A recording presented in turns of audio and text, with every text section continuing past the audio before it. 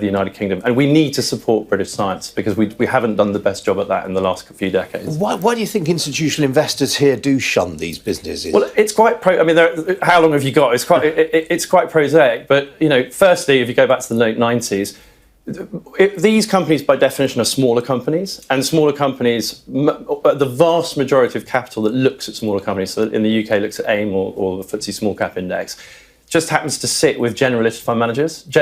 Smaller company fund managers have tended to be generalists. Yeah.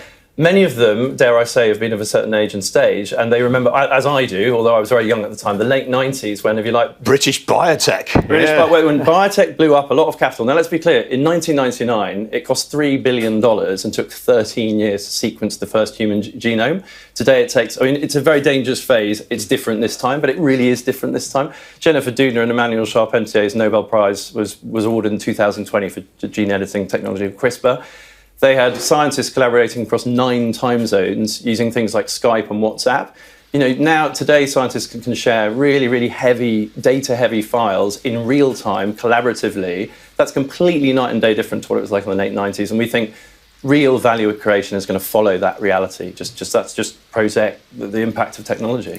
Now, you're planning on a mix of listed and unlisted assets. Yeah. Will you seek to strike a balance? Not really. We've explicitly said in the prospectus it's 70% quoted and only 20% private. So it's really a very quoted, listed, driven endeavour. And I think that's because the sweet spot in terms of valuation really now is, if you're unlucky enough to be listed on AIM, because you listed on AIM however many years ago or on the small cap, there's a sort of valuation inversion between the two. So 70% quoted and listed, we think that's the right place to be. And candidly, the 20% that's going to go into private is really because there are 3 companies that I think are absolutely fabulous that I've worked with for the best part of a decade that I'm really eager to become a shareholder of. Right. And we are as a team. Are you going to name names here?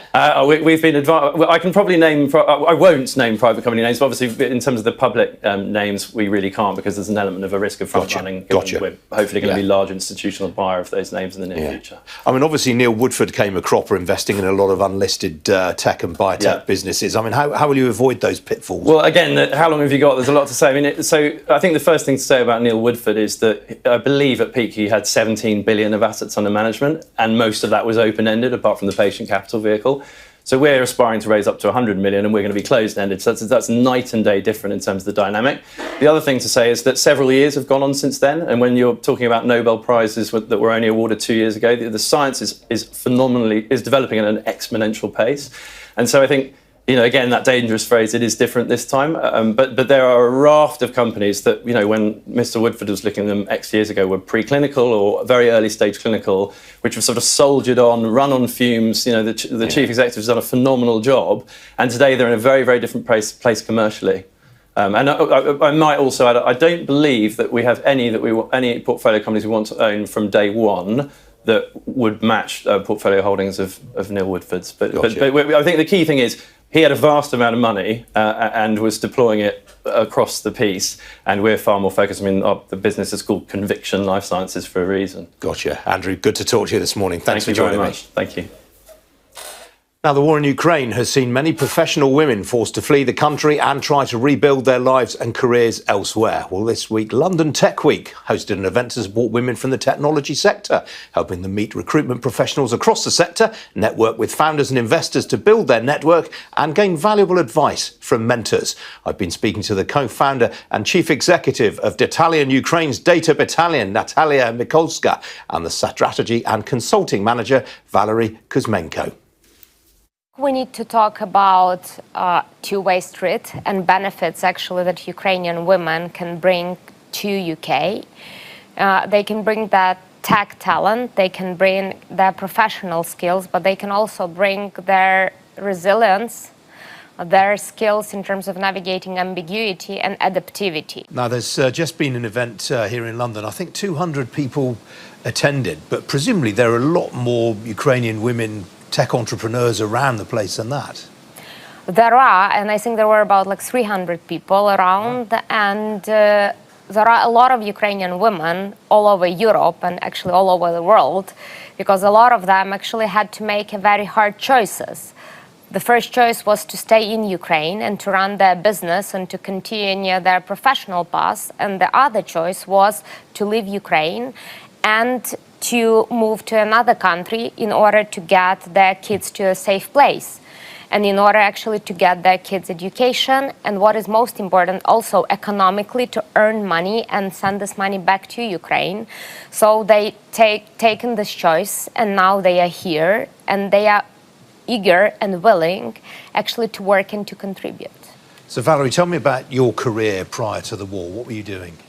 I've been working for IT and tech for more than 17 years. I have worked in the rockstar companies in Ukraine like Vodafone and Turkcell, and also in international IT companies where I led the business growth and business development. And last 2 years, I have started my own business of management consulting company and marketing. When the war started, I had the second project of mine, which is an European accelerator for startups. So we had accreditation of Ukrainian startup fund. So we had to launch Women in Tech acceleration program in March, but we didn't start it. Due to the invasion of Russians, and I had to flee from war with 2 children of mine. So your business, you just had to leave it where it wasn't?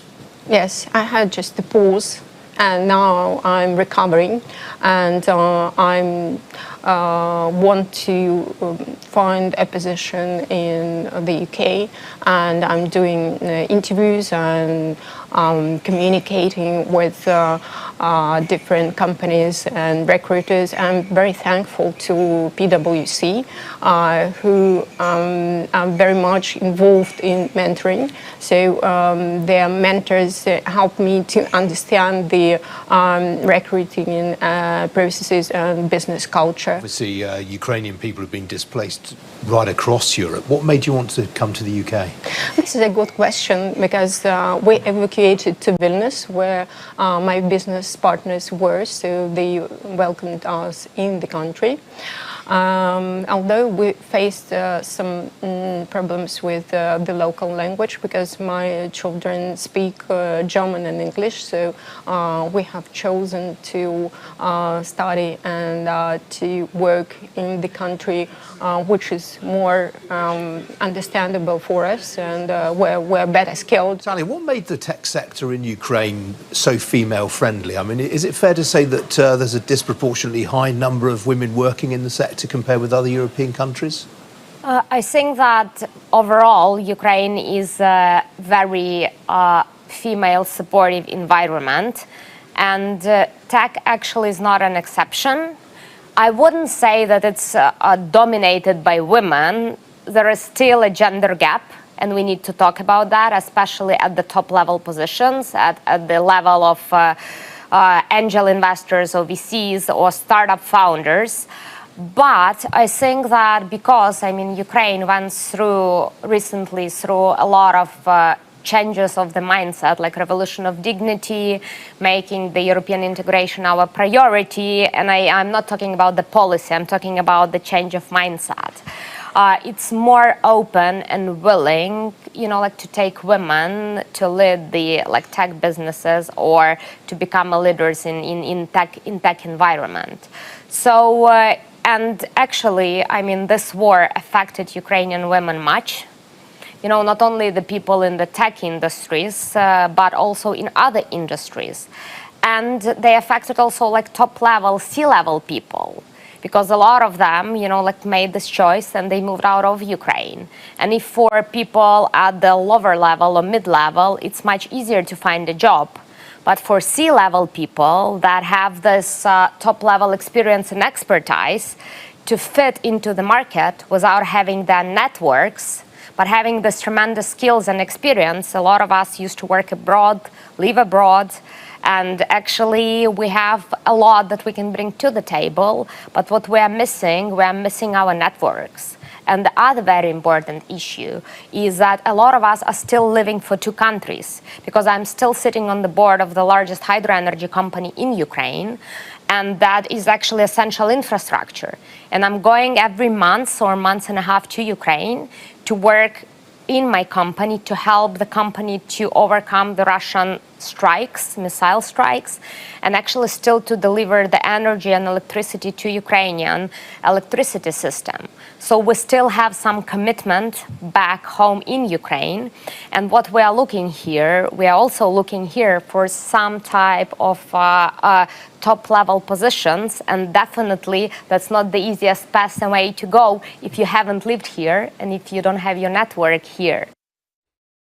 Two very inspiring women there. Do hope any recruiters watching today might pick up the phone and speak to one of those two ladies.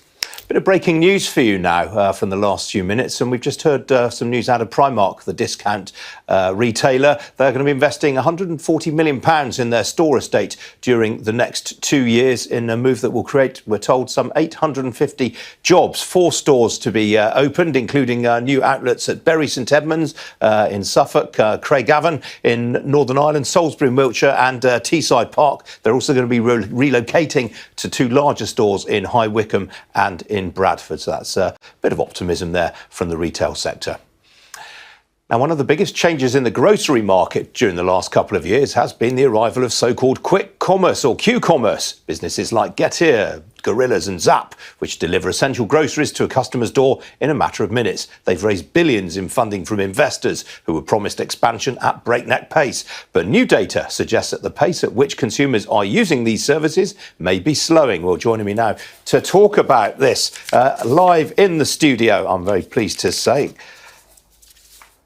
I do apologise, I've completely forgotten your name.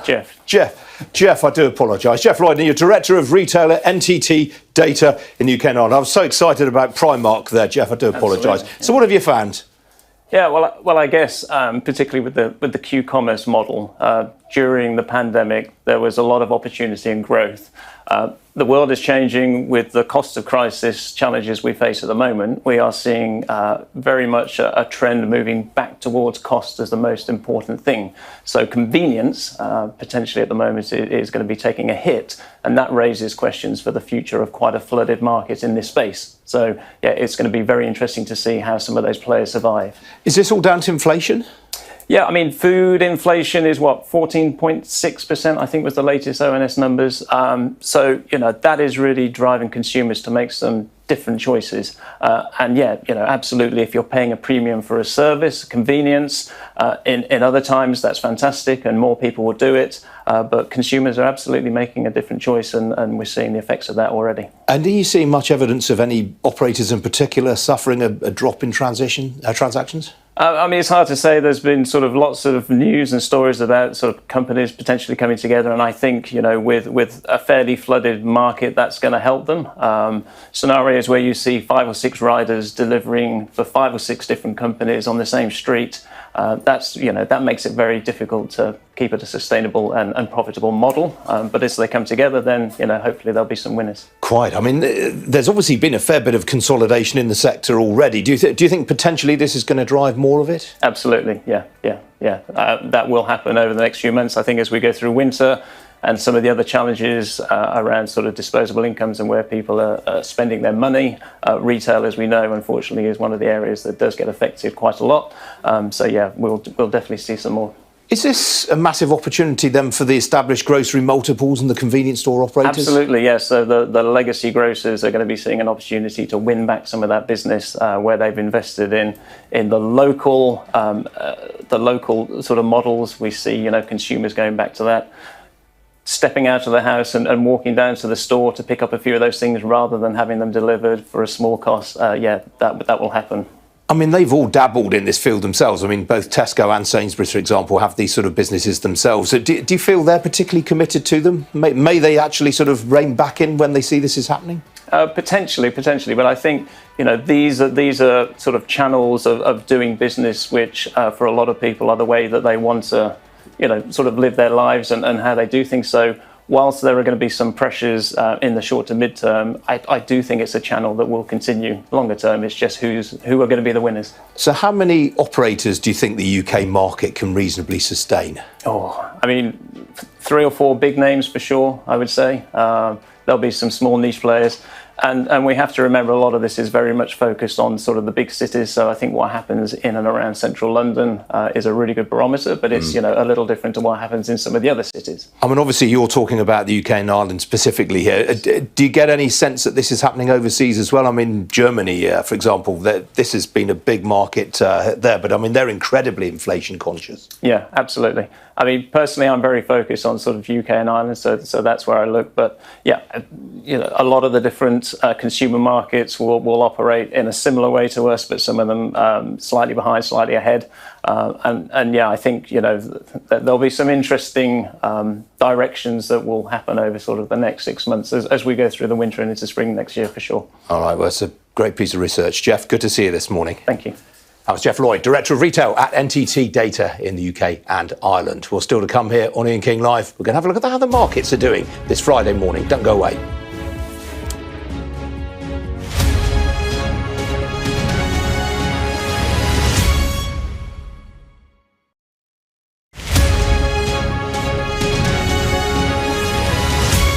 The charity helps. It helps fund research for the hospital and loads of different areas of care. It also helps fund for life-saving equipment for people who are going through issues that may need specific treatment. Sure. And so yeah, they also they funded for the helipad that's attached to the hospital as well. So there's a lot of different areas in which the charity works and where the charity funds. So people can help by donating by the charity link. So we've got our own charity link, which is supportkings.uk/Lola.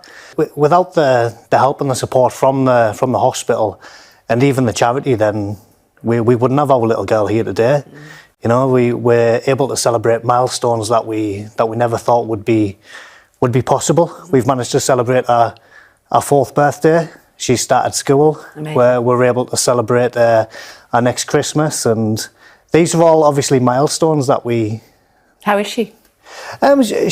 She's all right. She's currently back at the hospital. So she was tucked in yesterday. Otherwise, she would have been here with us today. But obviously, she's got to be at the hospital now because the medication that she takes, it has a few side effects where it can dry out her kidneys and stuff like that. So we're sort of liaising between hospitals to get her the. That school uniform. Oh yeah. She looks beautiful, doesn't she? Yeah, she really does. But she's back at hospital today, but she's doing well generally. Yeah, generally, yeah. It's an issue that we've dealt with before, so likelihood would be maybe 5 days worth of antibiotics and fluids, and then who knows? Yeah, hopefully, yeah. Fingers crossed.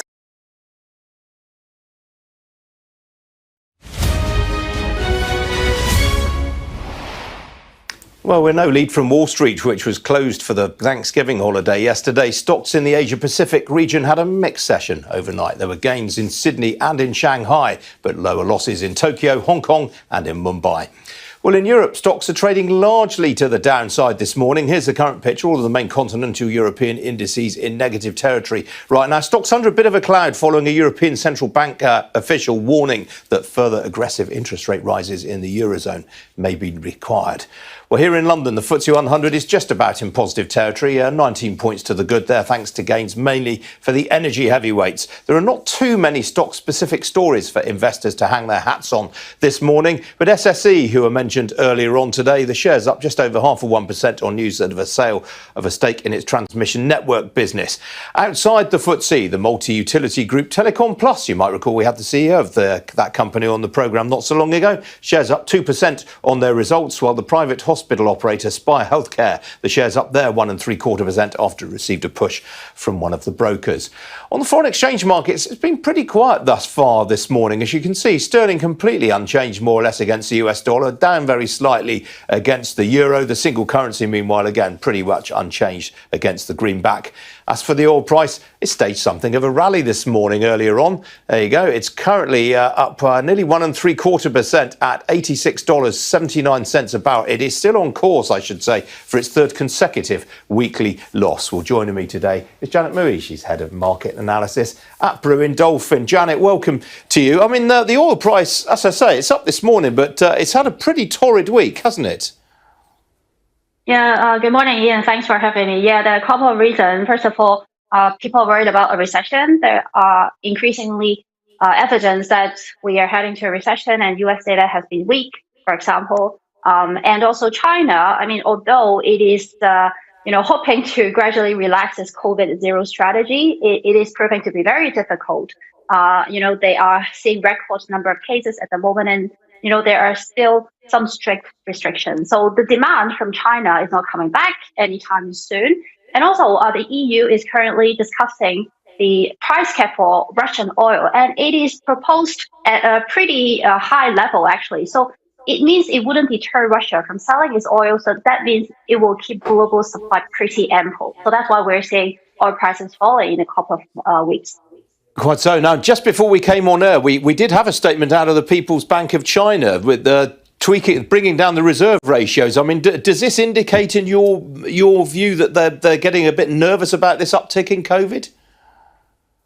Yeah, absolutely. I mean, China is relaxing its monetary policy actually at the time when most major central banks are actually raising interest rate or tightening their policies, because China is quite unique in keeping its strict COVID zero strategy. Of course, that is going to have an impact on growth, right? They're not going to hit their growth target this year, and it will prove challenging next year as well. So they have been incrementally cutting lending rates as well as the reserve requirement ratio, which means the banks will be able to lend more. So this is absolutely showing that they're cautious and wanting to support the economy. Now, looking more broadly at markets this week, Janet, certainly equity markets, it's been pretty good, a good week on the whole. Is this the sort of backwash of the Fed hinting that it might take a more moderate stance over coming months? Yes, absolutely. We got a boost in equities basically after the Fed released its minute on Wednesday. Primarily, it just confirms traders' expectation that the ongoing rate hikes will be smaller in nature. While we have seen 475 basis point rate increase by the Fed consecutively, and the next one is very much likely to be smaller, 0.5%. And then going into next year, people are expecting it to be, 0.25%, and then eventually hitting 5% Fed funds rate. So this is a confirmation for market participants, which is good news because we know that this year the market struggled because of the rapid rate increases this year. So when the Fed slows down, it is good for risk assets like equities. And that's why we have quite a bit of rebound. And of course, the lower oil prices is good news actually for inflation trends. It is likely that inflation will slow because we see a number of commodity prices slowing, in particular oil prices and natural gas prices. Are you expecting much for the rest of today, Janet? Obviously, Wall Street was closed yesterday. A lot of people will be off today. In theory, it should be quite a subdued session over there today. Yeah, we think that it would be pretty dull actually because we don't really have too much significant economic data coming out. We already had confirmation from the Fed minutes this Wednesday. So it is rather dull, but I think people will be watching the US Thanksgiving holiday, in particular the Black Friday sale. I think there will be quite a few high frequency data coming out telling us what is the state of the US consumers. So I think that could potentially move markets if we do see a particularly strong or weak number. So we'll have to watch out for that. All right, Janet. Good to talk to you as ever. Thanks for joining me today. Thank you. Still to come here on Ian King Live, we're going to be talking about the rise in low carbon building investment. Don't go away.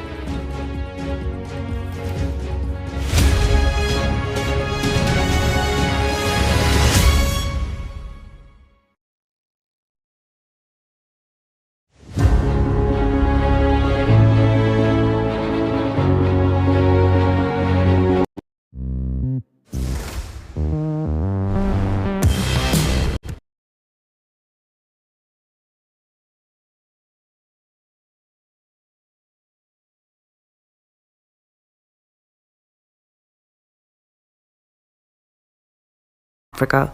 With SendWave, you can send money to Ghana, Nigeria, Kenya, Uganda, and Tanzania. And the best part is, SendWave is absolutely commission-free.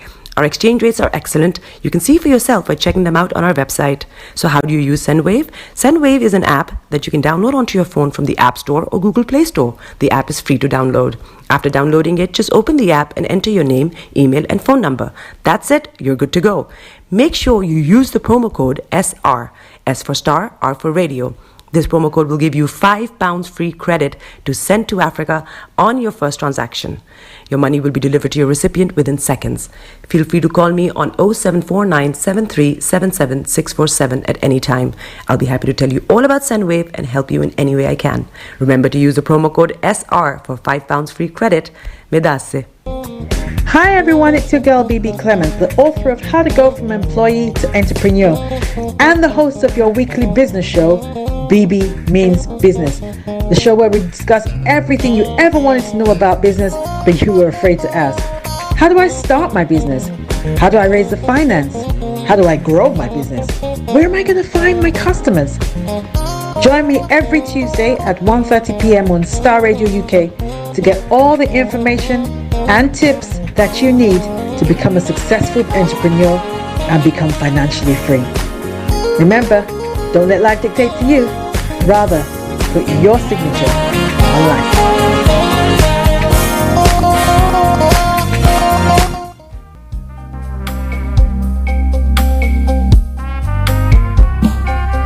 Are you looking for the fastest, reliable, and trustworthy door-to-door shipment company? Well, look no further. When was the last time your family received a shipment back in Ghana on time and intact? You are not sure? Well, Lamb Shippers, we pride ourselves with being the fastest, reliable, and trustworthy shippers you can use. You are assured of a prompt pickup anywhere in the UK by our personnel. They also make sure your items are well packaged to get to its destination intact. When it comes to door-to-door shipment, look no further. Well, Lamb Shippers, contact us on 07939009321 or 07498911820. Or you can visit our website www.welllamp.co.uk. You can also drop us a mail, info@welllamp@gmail.com. Well Lamp Shippers, fast, reliable, and trustworthy.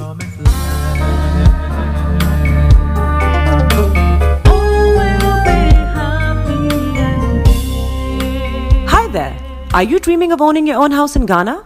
Then you will need a well-documented piece of land that is free from troubles. I highly recommend My Africa Property for any size of land that you will need. With My Africa Property, lands are available in Prampram, Sopoli, Tohenia, Ogome, Dodova, Winneba, and many other locations at affordable prices. These locations are about an hour away from the airport, only 35 minutes from the motorway, 10 minutes drive from Central University College, 10 minutes drive to the beach, and close to Prampram Senior High School and Ghana Men's Soccer Center of Excellence. For more details, visit our website www.myafricaproperty.com or call our UK office on 0208 123 2523. For our US and Canada offices, call us on +1 585 184 994145. You can also email us at ghana@myafricaproperty.com. Tune in to On Point here on Starr Radio UK with Empress Regina every Monday at 5 p.m. GMT. Looking forward to your company. Check me out. He tells me my energy is making him tired. Yes! How do you get the energy to do I've been told that I have a lot of energy, but my goodness, I think today I have met my match, people. I have met my match, Miss Suzanne. Wow, amazing. One of the things that's the start of the darkness. The whole of darkness. So what did that? Myself and the world will adjust. And 2019. Forget the proverbial boardroom. Join me, Simone Frazier, on The CEO, the program that gives you the driving seat over your life. Every Tuesday, 8 p.m. only on Starr Radio. Getting onto the property ladder has never been easy until now. Join us this and every Thursday from 7 p.m. to 8:30 p.m. live on the Property Hour Show on Starr Radio UK, where we talk to mortgage brokers, property developers, estate agents, landlord, tenant, property consultants on how to invest or get into the property business and make money. You can't afford to miss this. The Property Hour Show is your best source into the property industry.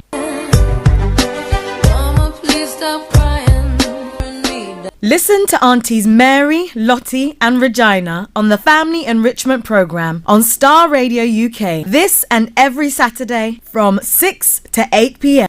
Some people are wicked because don't make it your business going about revealing people's secrets. Don't be a busybody. And some people. Today's typical family is under pressure from various directions. Divorce is on the increase. More and more of the Afro-Caribbean youth are taking to crime, etc. The Family Enrichment Programme brings together a team of qualified experts to discuss and shed light on how we can make our families better and stronger. It is said the family can do without the society, but the society can't. Listen to the Family Enrichment Programme this and every Saturday from 6 p.m. to 8 p.m. on Star Radio UK, your favourite Afro-Caribbean radio station in London.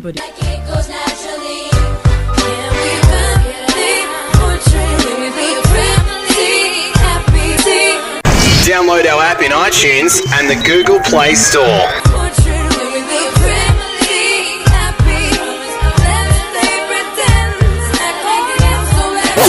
Broadcasting live online. Turn it on. Turn it up. Body is your ma. Bekutu, show them you got the cocoa set. Ladies and gentlemen, it's your boy Harry Song, aka Mr. Songs. This is the Kingmaker Baba for the girls. We're here. This is Star Radio. Don't go nowhere. UK, London. We they call them London for home. For here, we they call them London. And that's how you know. Just have fun and stay blessed. Hi there. This is CJ Buckman, your life coach. And whenever I'm in London, I listen to Star Radio UK right here. But guess what? You can listen to wherever you are. The best radio show. Broadcasting worldwide, online 24/7. All around the world. In your car. At work. At home. On your smartphone. This is Star Radio UK. Are you ready to turn it up? 10, 9, 8, 7, 6, 5, 4, 3, 2, 1. Oh, your heart is aching. Smile even though it's breaking. When there are clouds in the sky, you get by. If you smile through your fear and sorrow, smile and maybe tomorrow you find that life is still worthwhile if you just smile. Hey, this is Archie and you are listening to Star Radio UK and The Morning Show.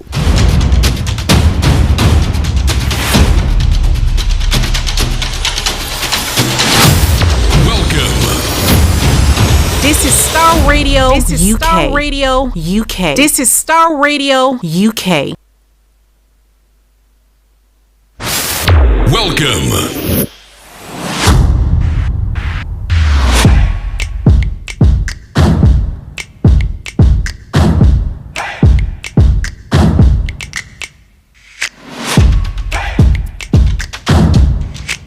Broadcasting worldwide, online 24/7. Enlighten your day with Star Radio.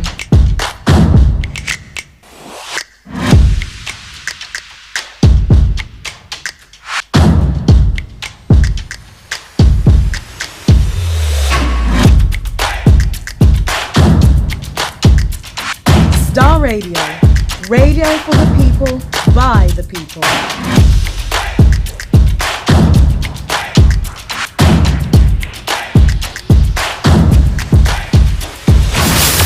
Welcome.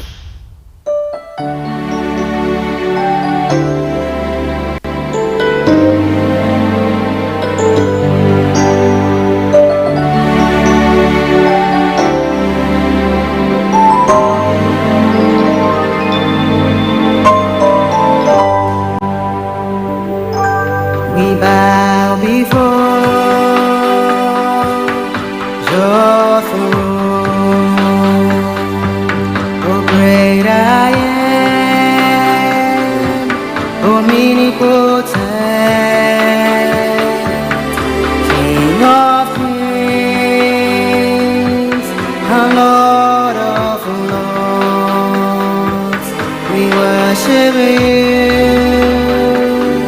I'll lift you high. We bow before your throne, oh great I am, omnipotent, King of. Okay, massive good morning, good afternoon, good evening, good dawn to you wherever you might be on planet Earth. And once again, welcome to the Friday edition of the morning show. Today is the 25th day of November, the year 2022, with the time now 10:44 from the heart of London. Once again, I say a massive welcome. But let me just quickly go through my salutations. Special good morning to the one and only Mr. Olayomi Koiki, my white lion, who will be joining me exactly at 11 o'clock. And to my able producer, Mr. Francis Guy, who is doing all the work in the background. Francis, good morning to you. To Mr. Tabiri, CEO of GIL Accountancy Services, our money man, who will also be joining us on the program today. I salute you, sir.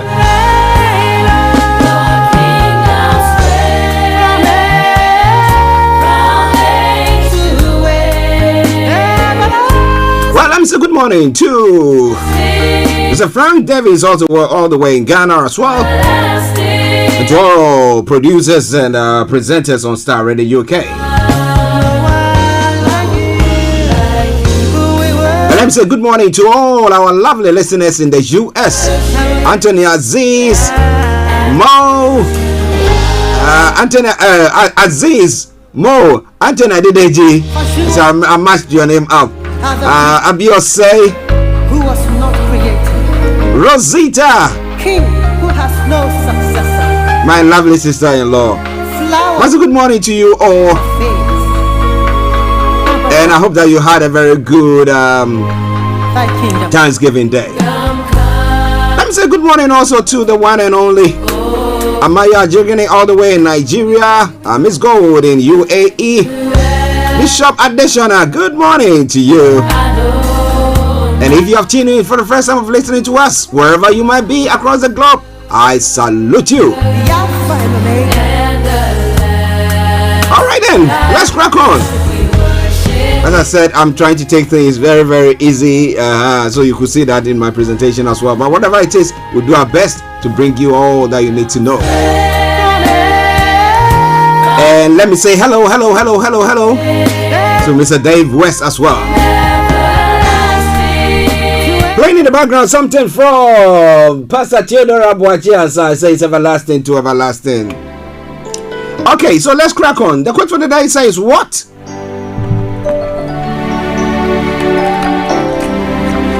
And to every one of you celebrating your birthdays today as well, and all the November borns, I salute each and every one of you, those that I missed as well. Now, the quote for the day says, think of the things people have done that made your day and make it a point of doing those same things for others. What goes around, or what comes around goes around, or what goes around comes around. One good thing deserves another, right? All right there. Now let's move on straight to the weather front. Let me tell you what is happening on the weather front this morning. It looks like we're going to be having a very nice sunny day here in the UK, but I don't know what is going to be happening in your area. So wherever you might be, feel free to get in touch with us and let us know what the weather is like. Okay, so when it comes to the London and the southeast of England, we're going to be seeing today looking dry and bright with plenty of sunshine expected throughout. Now, very little in the way of any cloud, with just the odd light patch drifting up or drifting by. Now, this evening and tonight will continue dry and mostly clear through the early hours. A few patches of light cloud will start to drift in from the west, however. Actually, the temperature is going to be 12 degrees. The lowest is going to be 6 degrees. UV level, low pollution, low sunset, 0734 hours. Apologies, sunset 16 hours and sunrise for tomorrow morning, 0734 hours. Now, when it comes to the weekend weather as well, tomorrow morning we'll see plenty of sunny spells. Into the afternoon, patches of cloud will gradually build, becoming overcast later on. It should remain dry. A mild southerly breeze is expected there as well. Come Sunday, a mixture of cloud and sunshine there. That brings us to the end of the weather forecast. It is all coming your way from Starr Radio UK, your favorite African and Caribbean radio station in London. Let's take a quick break and let me bring you the travel update. Stay tuned and don't you go away.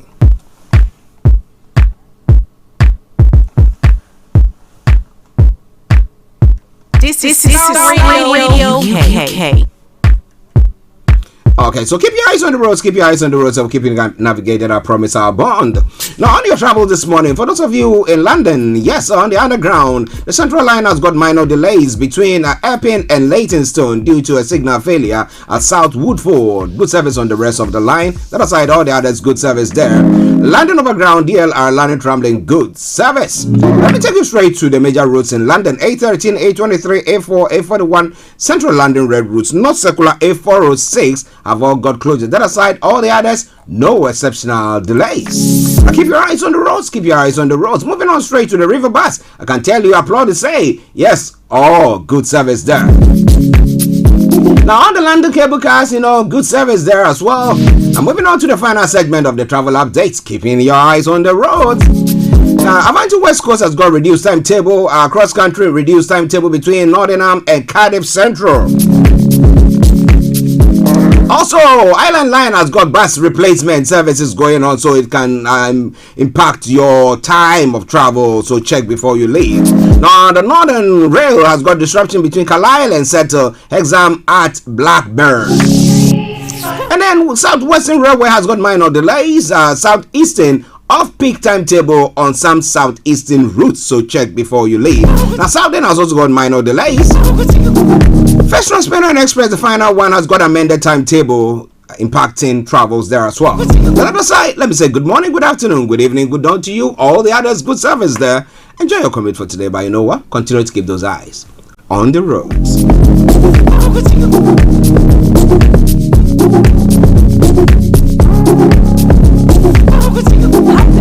Are you dreaming of owning your own house in Ghana? Then you will need a well-documented piece of land that is free from troubles. I highly recommend My Africa Property for any size of land that you will need. With My Africa Property, lands are available in Pram, Sopoli, Tohenia, Ogome, Dodova, Winneba, and many other locations at affordable prices. These locations are about an hour away from the airport, only 35 minutes from the motorway, 10 minutes drive from Central University College, 10 minutes drive to the beach, and close to Pram Senior High School and Ghana Men's Soccer Center of Excellence. For more details, visit our website www.myafricaproperty.com or call our UK office on 0208 123 2523.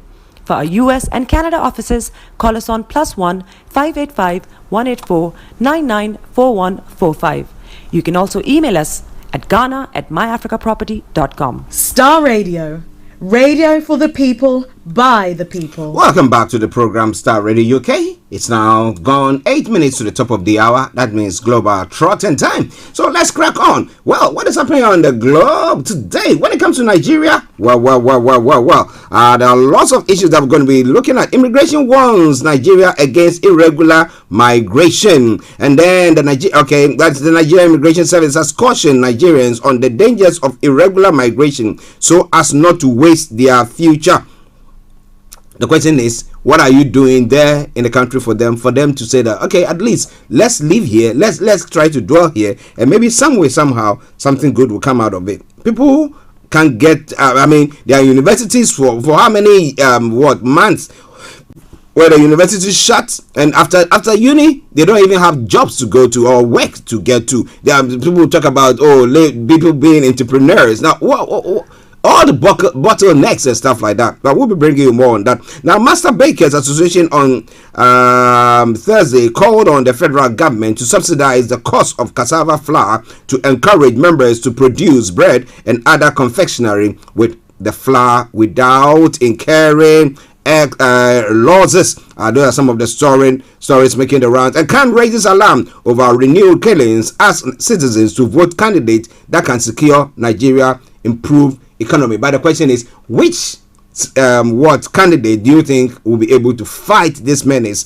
that is going on in Nigeria? Nigeria is doing well economically under Buhari's regime. Minister Agba comparing to Ghana and other nations, Nigeria is doing well economically. According to Mr. Agba, the Minister of State for Budget and National Planning, Clem Agba, says President Muhammadu Buhari's regime has recorded economic growth despite global and local shocks. When I talk about economic growth, I ask myself the question, is it because they are making lots of money? They think that, oh, everything is fine. But people have become more impoverished than when they came to power. So what are they talking about there? Well, maybe they live in cloud cuckoo land.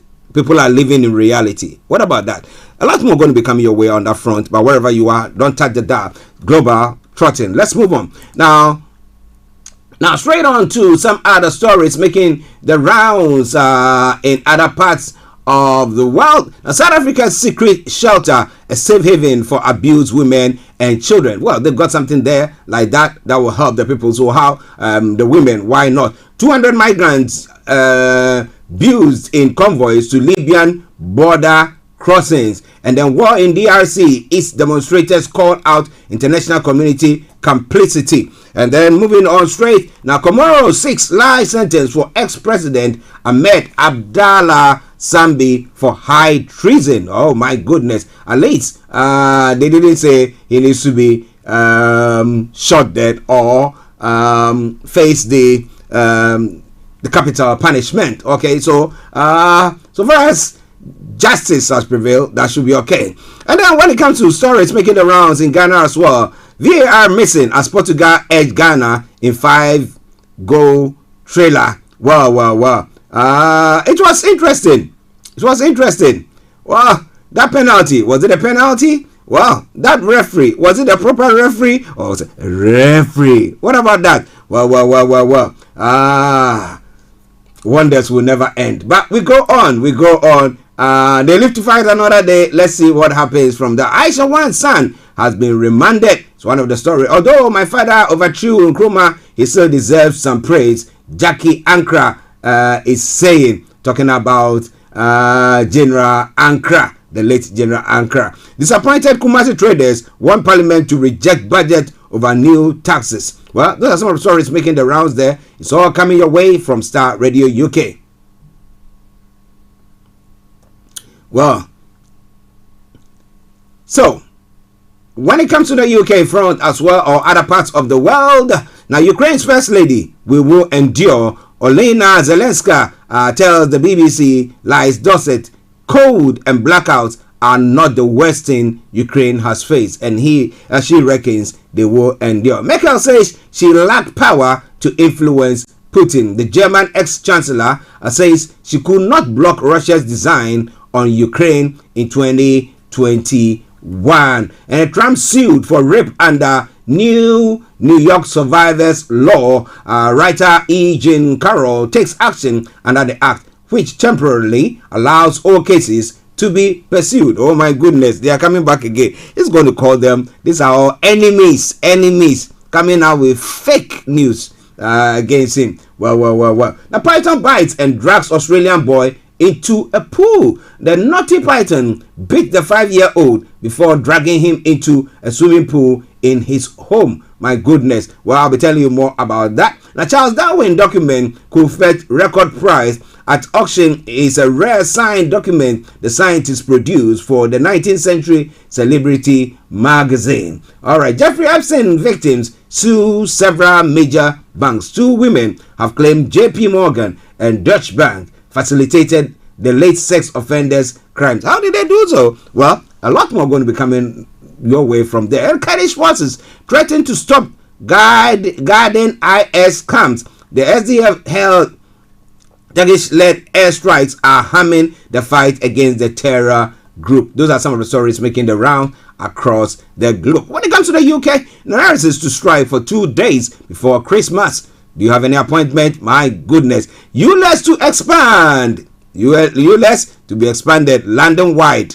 Mayor announces from August, drivers of the most polluting cars will have to pay £12.50 to enter Greater London. Expansion going on. How do we cope with that? Now, stalking super complaints launch against police. Now, campaigners say victims are being let down by the police who are failing to identify offenders. This and a lot more going to be coming your way. Don't you go away. It is Star Radio UK.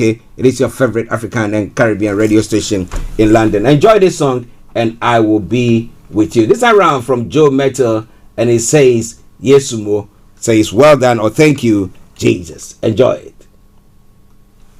We just want to bring you a little reggae feel in the building right now. It's a freestyle this thing, you know. All right, lift your hands with me.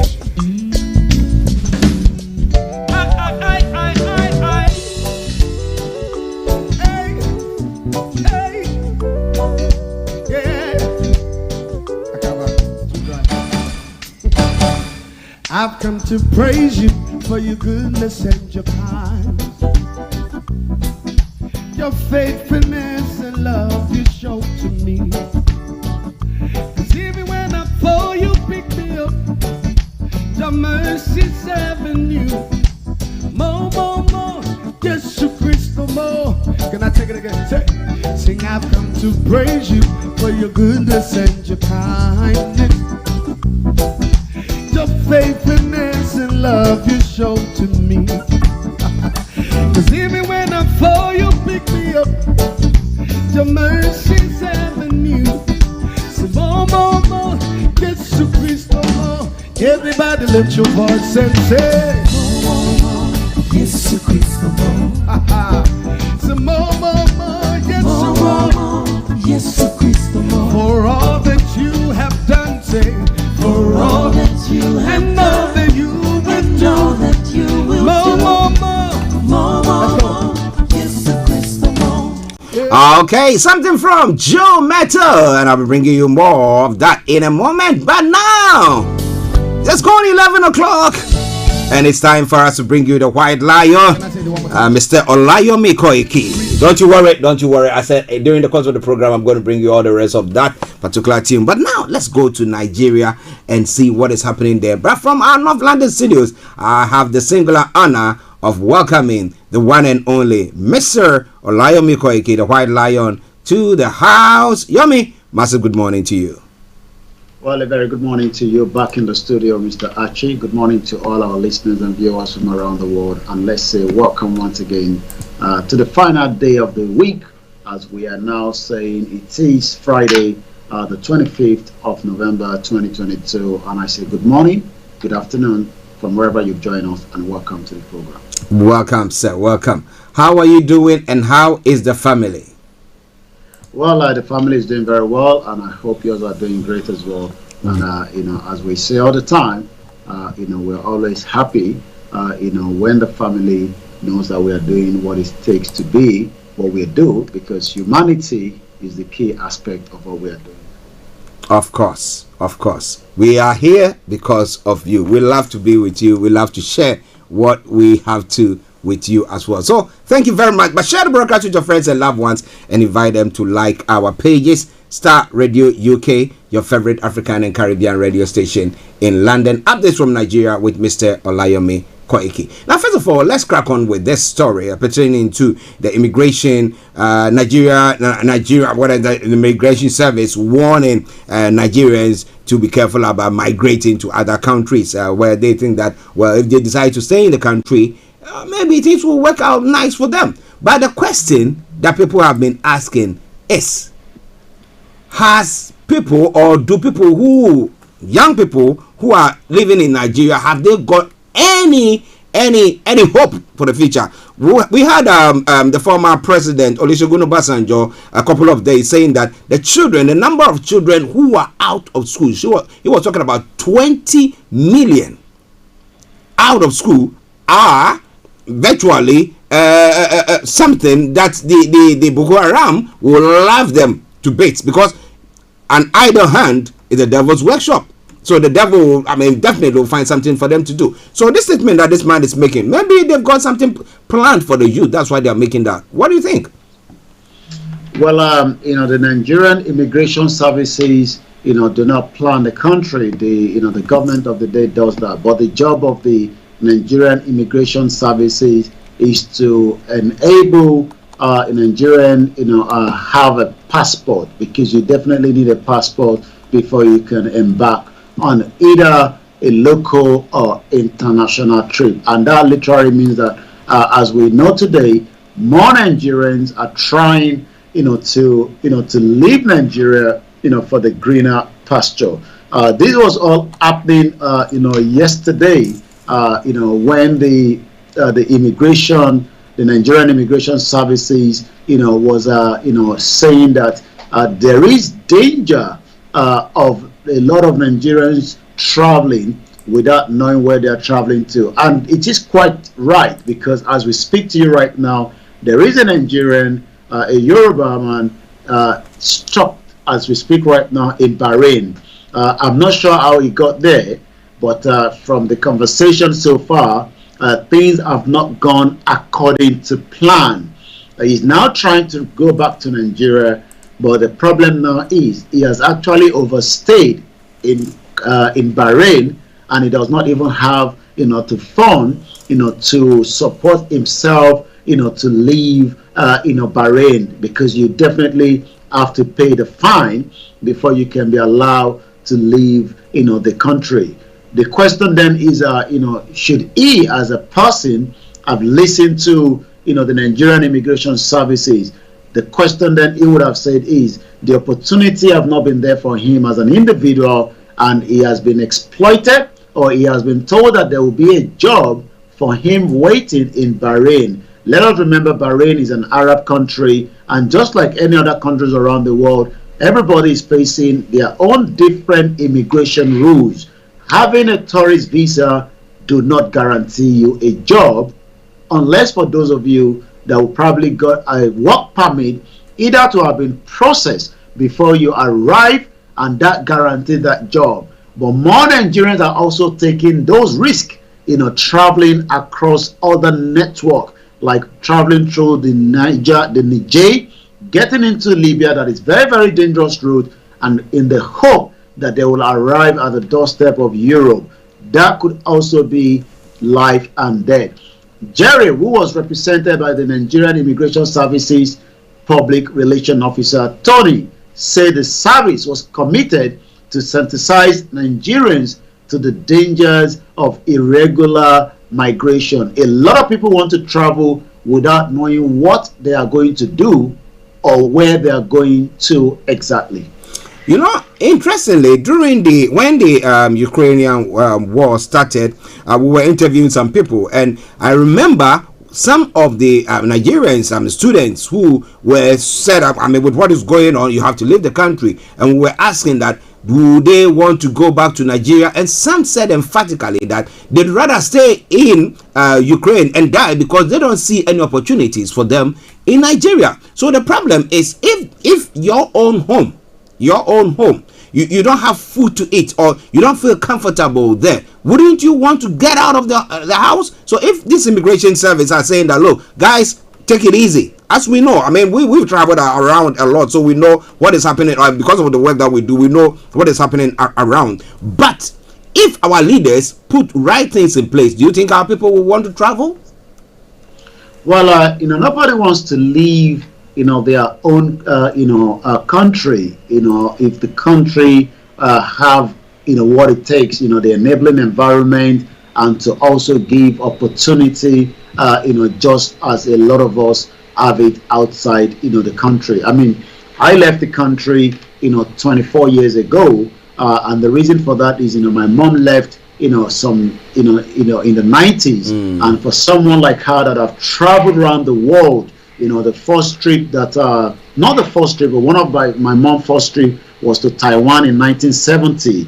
And when you look at Taiwan today, a country less than 24 million, with a GDP of about 850 billion US dollars, and the passport ranking at number 31. An average Taiwanese will probably just have to go out and study and return back, because they believe that they have opportunity for them. This was what was happening up to the 70s to the 80s For a lot of Nigerians that were traveling out of the country, it was only for the mere education purpose only, and they will return back because there's job waiting for them. But since in the 80s, after the coup upon coup and the situation of Nigeria, a lot of Nigerians now have decided to stay back. So we now have the generation from the 90s or up to the 80s that are not returning back home, and most of them are now becoming weak, but they have children. But those back home are now trying to find their way out because there is no hope anymore for them. But that also means that they have to be very careful because they could be exploited, whether you are a male or female. And I've seen and heard so many people that have put in millions of naira in the hope that they are getting a UK visa, and they find themselves somewhere in Baghdad. Yeah, I can't agree with you much there. Listeners, Star Radio UK, your favorite African and Caribbean radio station in London. Prince Abimbola Oshode, good morning to you. It's a good morning, Mr. Archie and White Lion. Thank God it's Friday. Yes. Okay, just bear with us whilst Yomi's line seem to be okay. Okay, I think he's back. Hello, Yomi, can you hear me? Loud and clear. Good. Alonji says, well done, Mr. Archie, and says, Mr. Koiki, good afternoon. Kudos to you. Kudos to every one of you who have tuned in. Those of you on all the other social media platforms and all the other platforms that you are listening to us from, we salute each and every one of you. And once again, we say welcome and thank you very much for joining us. Now, let's move on straight to some of the other stories making the round. Bakers asking Buhari's regime for flour subsidy over bread price. Now, we know that Nigeria was at a point even planting wheat as well, but because of all this abduction and the insurgents of what they call them, the Boko Haram and all those atrocities that is going on, people cannot even go to their farms to go and till the land. Okay, now we have a situation where because of the war in Ukraine, wheat has become a problem, and therefore the price for flour itself, wheat flour, has gone skyrocketing. So people are now going, I mean, the bakers and those in our food industry are trying to be more innovative using cassava flour. But I don't know whether Nigeria hasn't got enough cassava to go around, or what do you think? Well, we have enough land, and we meant to have got enough cassava. But cassava has to go through, some kind of process, to enable, such, to happen. But what we have witnessed is, the damage of, the crops, from the Fulani herdsmen that are also not allowing our farmers, to have, the benefit, like other farmers in Europe and across, the world. So today, rather than us having, the large amount of cassava that could also have been used, we are now also up to have, the importation of some of the products, ingredients, to be used, for these bread making. Someone sent a picture to me, a video, not a picture, of 100 naira bread, and I don't think even a 3-year-old will be able to feed on that. So the bakers are now saying that if we can get subsidy, on the crude oil, then why not on the flour as well, for bread making? Bakers are asking President Muhammadu Buhari's regime for flour subsidy over bread price. Inflation is now so high. Where do we get quality cassava flour, and if available, at what price, with a question mark? This was, yesterday when the Master Bakers Association on the Thursday called on the federal government, to subsidize the cost of flour to encourage members to produce bread and other confectionery with the flour without incurring cost. Farmers are subsidized, in most part of the world, but as compared to, Nigeria, that is not happening. So the farmers are always asking, for one support or the other, and the only support they can ask for is for the government to subsidize this. The chairman of the association in River, Chidi Olu, made this call in Port Harcourt during the capacity building development for the master bakers on the use of high-quality cassava flour for baking bread and other confectionery. But the Federal Ministry of Agriculture and Rural Development organized the program. Mr. Olu said the current cost of cassava flour in the country had literally discouraged bread production and posed a serious challenge to the government's effort towards stopping wheat importation and likewise some other ingredients into the country. He said it was cheaper to produce bread and other confectionery using the wheat flour than cassava flour, pointing out that gari and cassava flour were made from the same raw material. And today, gari has become one of the most expensive commodity for a layman back in Nigeria. It is sad because I mean, when it comes to Ghana and Nigeria, I know when it comes to gari, it's something that we love to eat. I mean, it's one of the staple foods. I mean, you take rice out of the system. Gari is one of the staple foods, apart from yam and a few other things that goes on. But have you ever tasted a cassava bread before? Well, I mean, I haven't because you know, each time I go back to Nigeria, even though if I have to eat the bread, you know, we then have to buy, you know, from one of the, you know, bakers that we know, and they could be very expensive that not everybody can afford. So I don't know what it tastes like, but that could have been a supplement, you know, in as much as, you know, I love gari so much, you know, as a Ijebu man, you know, which is one of our favorite, you know, with a very cold water. But if an average Nigerian today is struggling, you know, to get, you know, gari, then I don't think they will have any means to get a bread, and then, you know, thinking of egg. And that takes us to slightly, you know, the next headline that says that Nigeria is doing well economically under President Muhammadu Buhari, according to one of his ministers, compared to your country, Ghana, and other nations. Nigeria is doing well economically. I'm not sure what part of the world some of these ministers are living, but I believe that they are probably looking at Nigeria as a country that is so beautiful, where an average Nigerian can no longer have 3 square meals.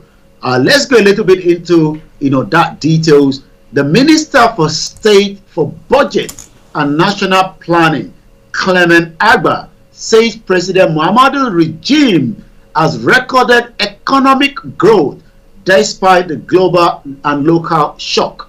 Mr. Agba said this, you know, during a program on the Nigerian Labor Force Survey and the Nigerian Living Standards Survey that was organized by the National Bureau of Statistics in Abuja, the state capital. He said some of the economic gains made by the regime were in education, healthcare, and the general welfare of the people. Even as much as 133 million Nigerians are part of those in the abject poverty today. Star Radio UK, your finest African and Caribbean radio station in London. And I'll come back again to you in the studio, Mr. Archie. You know, it's quite interesting when we have our leaders, some of our leaders making such comments, because I'm looking at it and asking myself the question. Now, that statistics that they say that it was was done by whatever body in the state, the federal capital, as to whether the woman who is selling kuli kuli or whatever by the roadside, the beans, whether they captured their economy as well. And the fact that people are, I mean, can you just imagine the number of children who are out of school, who not necessarily because maybe their parents want them out of school, the parents wish to take them to the schools, but they cannot afford to do so. But because these people live in a world where they can fly out of the country when they need medical help, and some come even order pizza from London to be brought to them for them to eat. They live in a different world. And at times I ask myself whether we as citizens, whether when it comes to the time to vote and get people, whether we get things right in our heads. I get very, very worried about that. But listeners, it is Star Radio UK. We want to know what you think about. Mayiwa says that good afternoon, Mr. Archie and White Lion, the live wire of the Yoruba Nation struggle and viewers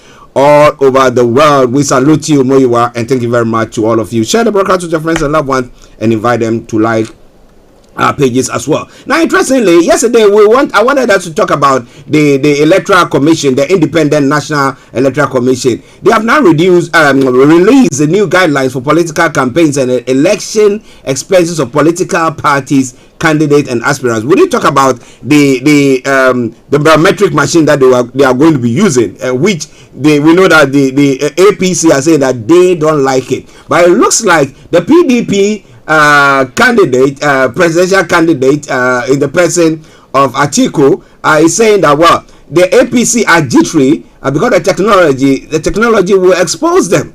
Now we know that I think one of the elections, whether the one that you were on the ground, people were taking money. I don't know whether Tinubu, they said a whole bullion van full of money was taken to somebody's residence, and whether was being dished out to people for them to be voting for them. So maybe they think that they're going to use their money to get the people out to go and vote for them, and now we are bringing this technology in. You did talk about the fact yesterday that because of the inadequate data, when it comes to internet connectivity, it will be difficult for us to do that. But at this time, do you think that Nigeria couldn't do that or supply ways and means to be able to transmit these results nicely? Well, the reason why, we did talk about this, yesterday, and the reason for the government not being able to do so is, part of this investment, from the government today and the previous government and the previous government, because we now have, the APC on their second term, which is almost elapsing, which is the 8 years, and then we have the PDP that run it for 16 years, but even the hometown of the former president, Olusegun Obasanjo, does not have good connectivity, because I was in Ibogun in 2017, and there was not enough connectivity to transmit from there. So if I was to be voting as a Nigerian in Ibogun to as the election is coming, it will be very difficult, for the result to be transmitted back to Abuja, and that is a concern that if INEC believe that the election will go smoothly, and with the BVAS machine that should be transmitting result, the political parties are a little bit worried that there could be a bit of rigging, and that's why these all conversation, and some of them likes it that way, because that is also one way to rig the election and bring in their own candidate as well. But we will continue to monitor that. But like I said, there is just a lot happening in Nigeria in the last 2 decades of the system of democracy coming back, but yet election have never been perfect and has always been a very, very rigged one. Okay. Now, yesterday in the evening, I was reading through some of the posts that have been made from Nigeria, and I saw a post that had been made by Wole Soyinka, and he was talking about the fact that, well, during the time of Obasanjo and Jonathan, they all being the president, they were not the ones controlling the presidency. Virtually, he's talking about the northern part of the country that was still controlling them, and therefore he's saying that the fact that people think that maybe selecting or voting for Peter Obi or whoever will bring about a change is something that we have to look at it again. What do you think about that? Well, it has always been that the North, whether they are the ones in charge or the other way around. When Obasanjo was the president, everybody knew that Obasanjo was brought in after the crisis of the 1993 election, just to suppress the Yorubas, that were also, very, very adamant of the breakup of Nigeria, in 1994 up to 99 when Obasanjo was brought in. But Obasanjo coming as the president was also, in favor of the Northerners, because Obasanjo was a one-time, former military dictator, as well, and he knew that there was much he wanted to do, but he wanted to push that up to the third term, but he was not given the opportunity, and he was eventually, let go. And when Jonathan came as well, Jonathan came on the backbone of the late President Yaradua, and then again Jonathan was not going to be allowed to run the position, and there was a lot of messages, pressure, because Yaradua was dead in Germany, and the government, behind the scene, did not want Jonathan to take control. Really? So this was what played out, that then brought in Jonathan, and Jonathan did his own time, and he couldn't do much because his hands were all tied up as well.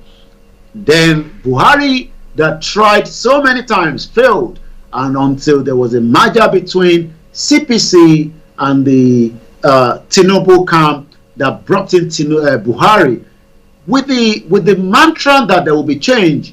And what we now saw is, rather than this mantra, somebody like Governor Autumn of Benue State have said continuously that Buhari, a supporter of the Fulani agenda, to wipe off the remaining indigenous people. So that literally means again that the North is not, working in unity, for the progress of Nigeria. The question now is, Tinubu came out and said, if I do not get the opportunity, it is not going to happen. So the North have allowed Tinubu to become their presidential candidate. It's not the wish of the current president, Muhammadu Buhari.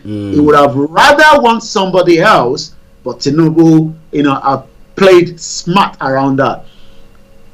Atiku does not want the Southeast to contest, and he has actually changed the rotational of the presidency away from the Southeast. That led Peter Obi from leaving PDP. Remember, Peter Obi was the vice presidential candidate under Atiku in the last election. And we are now seeing 3 different candidates, all representing the same 3 regions in the country, with a lot of more youth pushing towards the effort of the Peter Obi, but they are concerned that the rigging might happen if the process of the machine that we're talking does not come in play. So 2023 is a very interesting time before we know what is actually going to happen. Well, listeners, Starr Radio UK, updates from Nigeria with Mr. Olayomi Koike in our North London studios. I'm Archie here in the South studios. Now, a quick one before we move on to some other stories. Then, the PVC, yesterday, there was some concerns that the North have all got their PVCs, but when it comes to the middle belt, let me call it the South, they've not. I mean, there are people who have not received their PVC. So it's something like trying to, cut down on the number of people who automatically will have the chance to go and vote, because you cannot vote without your PVC. How true is that? There's no way you'll be able to, be part of the election if you don't have your PVC, because it's one of the materials that is needed, to contest, the election. But more Nigerians are saying that there is a sinister that some part of the country are not given opportunity to get the PVC, which we discussed, during the program yesterday, that there is this manipulation that INEC does not want PVC to some part of the country, even though INEC disagree with that as well.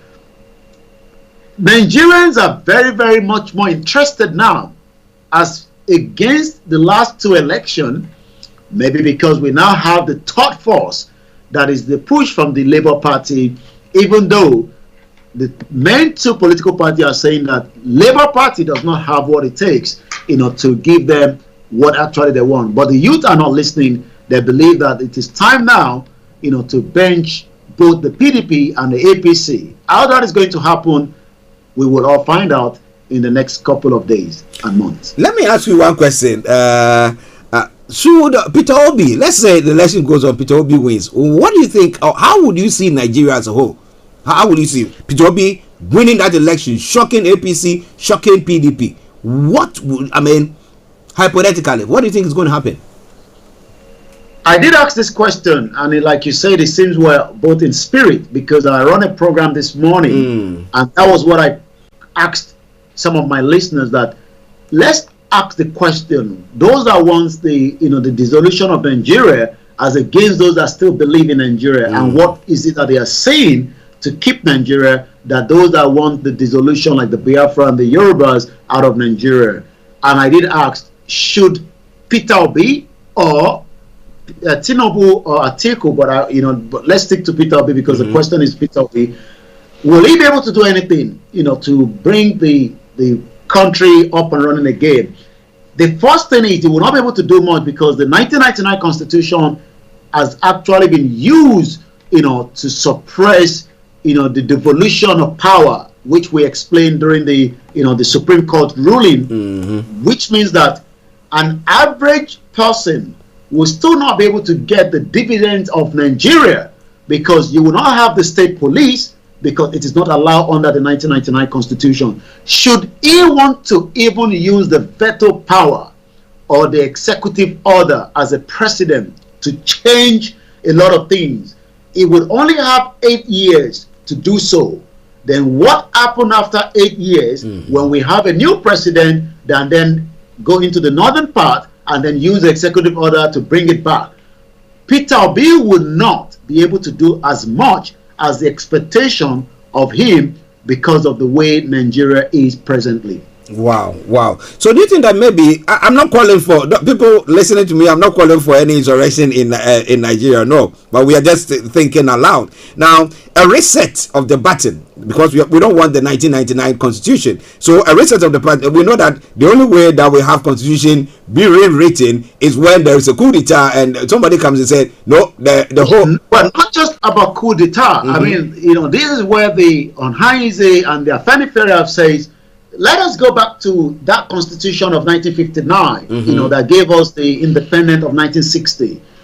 And that would then have given us the regional government just as it's being operated right now, in England and Wales and Scotland, where they have their, the power, within their, their own government. Yeah.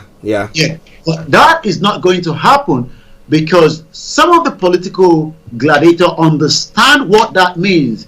You would then have your own state police. You would then have your own resources to support, the poverty, and then not allowing, some of your citizens, within your region to travel out of the country when there's opportunity. Because during the western region of the, the former western region and the late Professor Chief Obafemi Awolowo, he was able to use the little resources, and that is the late Chief Obafemi Awolowo right there behind us.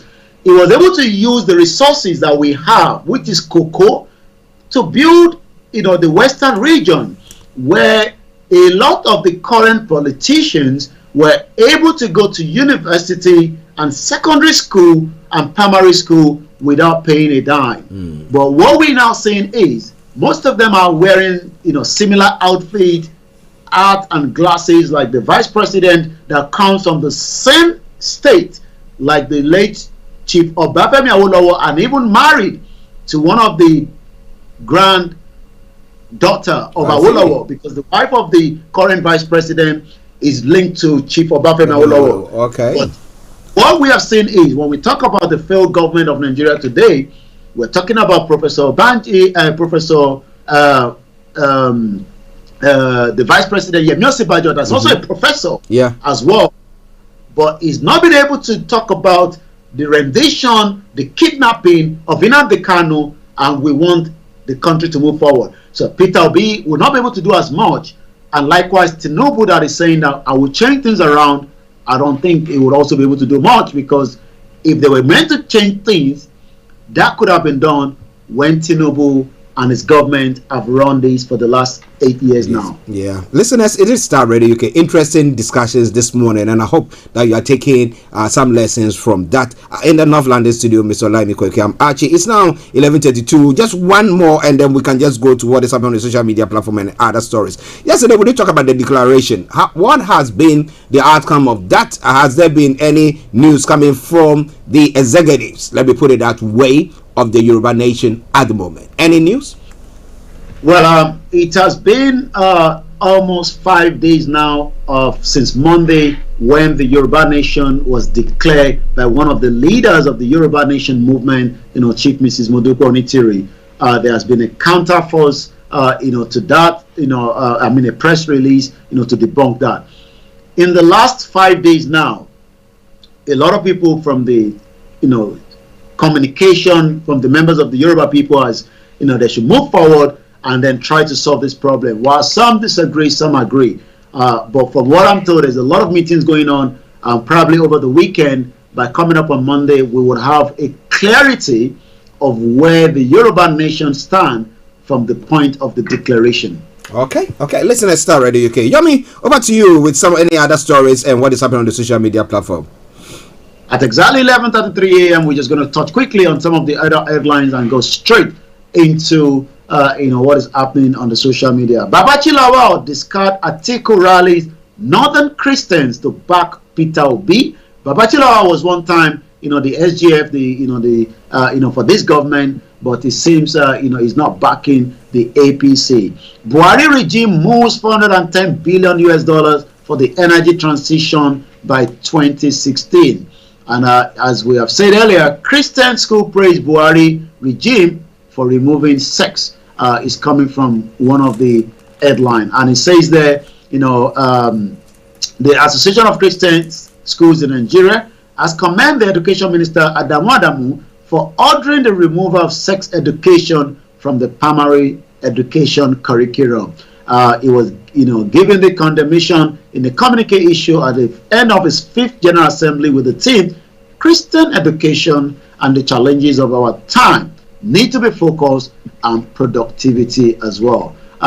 Drama as Soludo embraced Peter Obi. Remember that Soludo, the current governor of Anambra State, says that about some few weeks ago that the investment of Peter Obi is worth nothing, and that also took a lot of conversation. But as politicians, old and new, remain friends when they meet at gatherings and events. The presidential candidate of the Labour Party, Peter Obi, and the governor of Anambra State, Professor Chukwuma Soludo, the former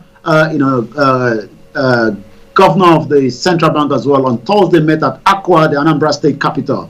The two men met at the St. Patrick Catholic Church during the Thanksgiving Mass for Most Reverend Paulinus, who was celebrating his 70th birthday, and were seen embracing each other while exchanging greetings. So you can tell that even as much as politicians in Nigeria might disagree with each other, there will always be friends as well. We're going to take one more headline, take us straight to the social media of what is happening today. Federal government urged credit institution to support NICA is coming from the headline. The President, Major General Muhammadu Buhari, retired, has urged credit institution to support the National Institute of Credit Administration on its mandate to develop country's credit system. Buhari, who was represented by the Minister of Finance, Mr. Zainab Ahmed, spoke during an event to unveil the NICA Act in Lagos. She said, on this note, it's my pleasure on behalf of the President of the Federal Republic of Nigeria to unveil and present the enabling National Institute of Credit Administration. A lot of us have credit here, but subject to if you're worth getting that credit in the first place. So let's go straight to our social media this morning. Remember to follow us on Starr Radio UK on Twitter, on Instagram, and the rest of the platform as well. I'm just getting a breaking news as we speak right now, coming into the wire. The gospel singer Sammy Okposo is dead. According to the report, the singer, who recently made headlines following a cheating scandal, slumped and died at his home today, on Friday. Popular singer and the gospel singer Sammy Okposo died in the early hours on Friday, according to the multiple sources. He's 51 years old. Okposo set the internet ablaze early this year when he took to his verified Instagram page to apologize to his wife Oziema after cheating on her with another woman in the United States in an incident that happened in 2021. As a result of the scandal, the singer made a decision to take time off from the ministration in order to retrace his step with God before returning back to the ministry after a few months. We pray for the family, and likewise we pray for the loved ones as well. So that is been trending. The Northern Christian is trending on the Twitter in Nigeria this morning, and let's take a look at why that is trending. Northern Christian dragging their feet to support Peter Obi will do more harm to themselves than to Peter Obi. You are the most persecuted group in the old order, but you are yet undecided voters about 100 days to election. You want Peter Obi to come and beg you people first. And also, the Northern Christian group consists Babache Lawal, Yakubu Dugara, Boss Mustafa, and a host of other top Northern Christian politicians. If you ask me, I say this endorsement is good for our democracy. We're going to take one more from that, as also Ferry on Ainze Middle Belt Forum, PANDEP, Northern Elders, and the APC Northern Christian Group have completed their endorsement for Peter Obi. Are you still undecided about this election? Wake up, brother. Peter Obi is your next president. Join the movement that is coming from there. Let's take us through Agbado is trending. That is the phrase that Tinubu used, that is going to feed everybody with Agbado, which is meant corn, for them to be employed into the military. Bala Bulu Bulu Laba don't drop another album, as we know that each time Tinubu speaks, there's always a slaw in his conversation that a lot of people are now asking whether it's got to do with his medical illness, and that has been a lot of music have been released lately, in that as well. This man is obsessed with Agbado, what concerns electricity with roasting corn, and it seems that is let's see if I can get that up quickly so that we can just listen to why Agbado is trending this morning. Once again, this is your finest African and Caribbean radio station in London, as we continue to also look at the those that are asking for the right to self-determination, as the time for that continue, as more is going on, as those that believe that the situation of things definitely needs to change. So let's hear what Tinubu has to say here. We have no blinker of electricity. They spend more than $16 billion. They forget that transmission line is a super highway for generated electricity power. They could not even make a damn payment for a roasted corn.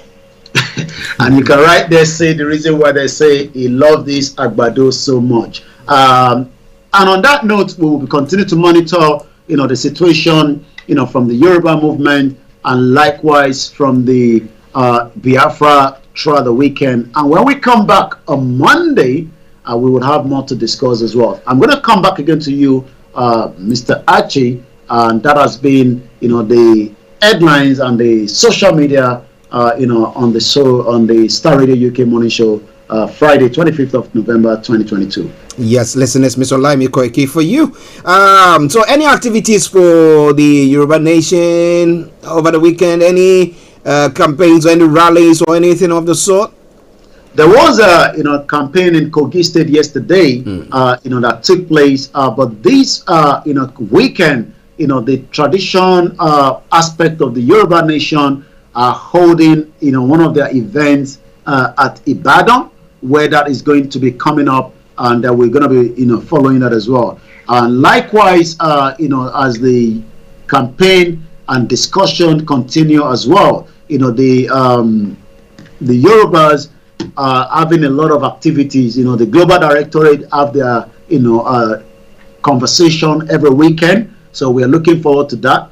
And likewise, as well, the other areas of the Biafra, there are also a lot of engagement, as they are also on a countdown to their right to self-determination.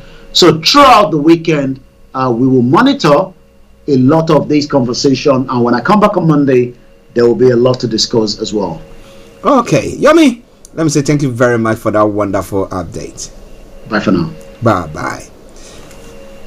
Well, listeners, that has been Mr. Olayomi Koiki bringing you updates from Nigeria It is Star Radio UK, your favorite African and Caribbean radio station in London. Let's enjoy this tune from the story, the news that broke just a moment ago, as to whether it's true or not, but something from Sammy Okposo, yes, who is alleged to have died early this morning.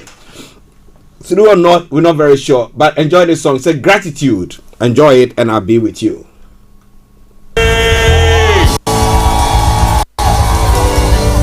Good God. Now look at your neighbor. Say, neighbor, I have some gratitude in my spirit. I have some gratitude in my spirit. Ask your neighbor, do you have some of it? Because I'm about to unleash my gratitude. Now, you know what? Once you feel it, don't allow your neighbor to stop you. Once you feel it going, come on. Come on, everybody. Clap your hands like this.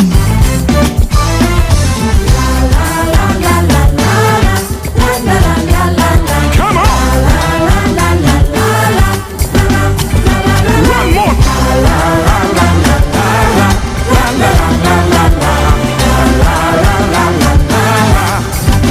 everybody say, I thank you. I thank you. Oh Lord. Oh Lord. I thank you. And I thank you. Oh Lord. In looking at my life, I see how much you have done for me.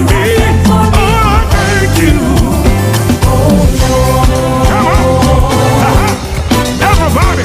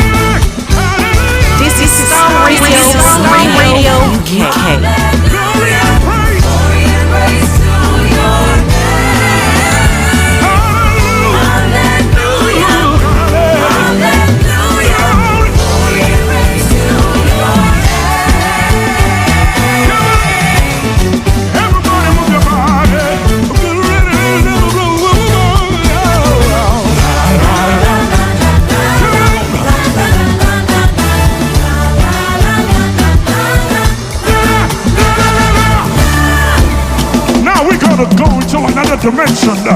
Are you ready? Come on. Thank you, Lord. Thank you, Lord. Thank you for loving me. And all the things you had. You know. Lord, I thank you. Oh, Lord. Lord, I praise you. Come on. Thank you for loving me. Lord, I thank you. Lord, I thank you. Lord, I praise you. Lord, I praise you. Thank you for loving me.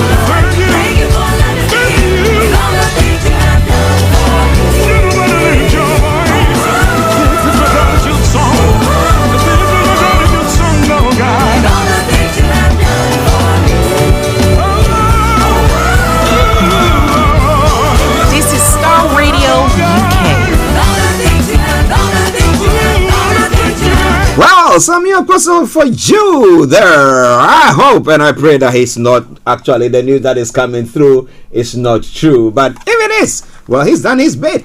Well, he had his flaws, but he did his mark, or he made his mark. What about you? What are you doing? Have you made your mark? Are you impacting people's life? As the quote of the day said earlier today, so think of the things people have done that made your day, and make it a point of doing those same things for others. What are you doing to make others feel good?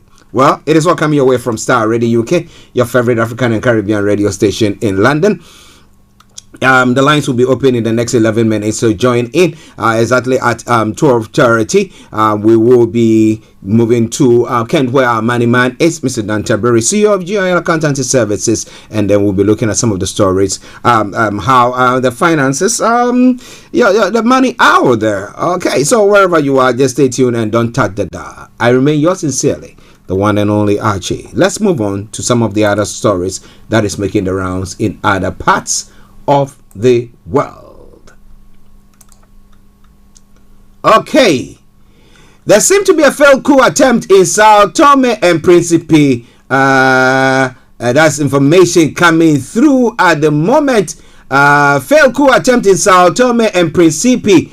Prime Minister is saying a coup attempt failed on Thursday night in Sao Tome and Principe, a small Gulf of Guinea island nation considered a model of parliamentary democracy in Africa. Prime Minister Patrice Trovoada has said 4 men, including the former president of the outgoing National Assembly, Delphine Neps, and a former military officer who had already attempted a coup in 2009, were arrested and tried to attack the army headquarters. Now, Trovoada said in a video authenticated and sent this morning in Libreville by Justice Minister Ilsa Maria dos Santos Amado Vaz, the head of government, who appears seated at a desk with tired features, wearing a t-shirt under a raincoat, was keen to reassure the population and the international community. There was an attempted coup d'etat which began around 40 hours and ended shortly after 6 a.m. He said, adding the armed forces were attacked in a barracks. A resident contacted by the telephone said on condition of anonymity that she had heard automatic and heavier weapons fire, as well as detonations for 2 hours inside the army headquarters in the capital, Sao Tome. Well, at least it didn't happen. It didn't happen there. It is all coming your way from Starr Radio UK, your favorite African and Caribbean radio station in London. All right then. So let's continue to look at some of the other stories making the rounds on the African continent.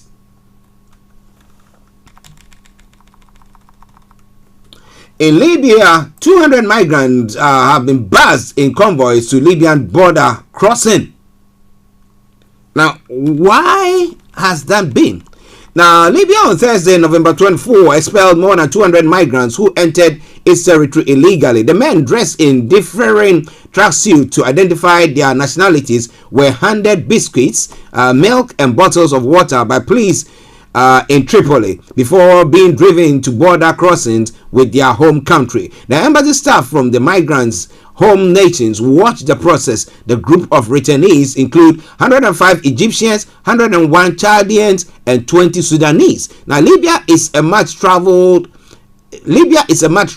by route for people fleeing conflict and poverty across the continent, seeking refuge across the Mediterranean in Europe. Now, most enter via the country's vast southern border in the Sahara Desert. The United Nations previously handled the repatriation, but a deal between Libyan authorities in the west, east, and south has enabled the Interior Ministry's agency tackling illegal migration to work across the country. the story says. Now, police spokesman General Ahmad Abu Kra said holding centers for detained migrants had become overwhelmed, which is creating a lot of problems. Now, NGOs regularly criticize Libya and its European partner fighting illegal migration for the treatment migrants go through in detention camps on their journey. Now, authorities and armed groups operating under state's auspices have repeatedly been accused of torture, rape, and other abuses. Now, Libya remains violently fragmented and facing multiple crises following 2011 NATO-backed intervention that overthrew dictator Muammar al-Gaddafi. Now, tensions between rival administration in August spilled over into deadly gun battles between their militias that left more than 30 people dead in Tripoli. Those are all stories making your way this morning from Star Radio UK, and those are stories from the African continent. Now, so moving on. Now, prosecutors in the Comoros on Thursday sought a life sentence for former President Ahmed Abdallah Sambi, who has tried in absentia for who was tried in absentia for high treason. Now, Sambi 64, the arch opponent to current President Azali Assoumani, faces a charge related to the alleged sale of Comorian passports to stateless people living in Gulf nations. He betrayed the mission entrusted to him by the Comorians and said public prosecutor Ali Mohammed Junaid before the elite state security court. He demanded life imprisonment for Sambi, who will be sentenced on November 29. Sambi, who led the small Indian Ocean archipelago between 2006 and 2011, passed a law in 2008 allowing the sale of passports to an exorbitant fee. They gave tax the right to sell Comorian nationality like we will sell peanuts, said Togolese lawyer Eric Emmanuel Souza, who is sitting on the prosecution bench. The ex-leader is accused of embezzling millions of dollars under the scheme, but Sambi's French lawyer Jean-Gilles Halimi said there is no evidence of this money, no account discovered. Sambi refused to attend the trial as his lawyer said there were no guarantees he would be judged fairly.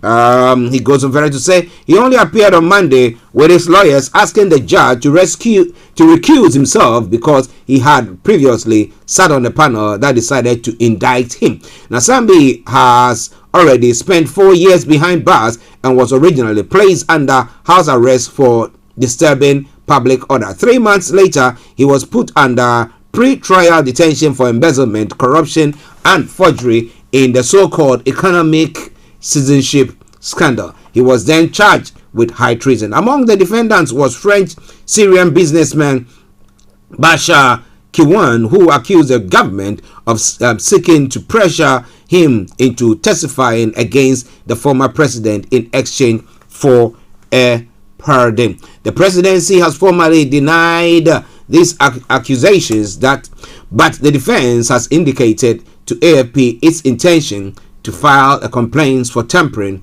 with witnesses. The Comoros Island, John Grande Comoro and Moheli have endured years of grinding poverty and political turmoil, including about 20 coups or attempted coups since independence from France in 1975. They've really done it, haven't they? Well, this is all coming away from Star Radio UK. It is your favorite African and Caribbean radio station in London. One final story, and then we move on from there.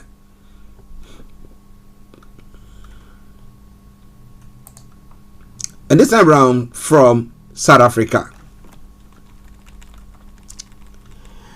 Through the help and expertise of the NISA Institute for Women Development, a non-profit, non-governmental organization opposed to all forms of oppression against women, women have managed to escape abusive relationships, have a safe haven from their abusers, and receive counseling. As the world observes the International Day of the Elimination of Violence Against Women on Friday, it is evident that the surge of gender-based violence, particularly against women, is one that needs immediate and sustainable intervention.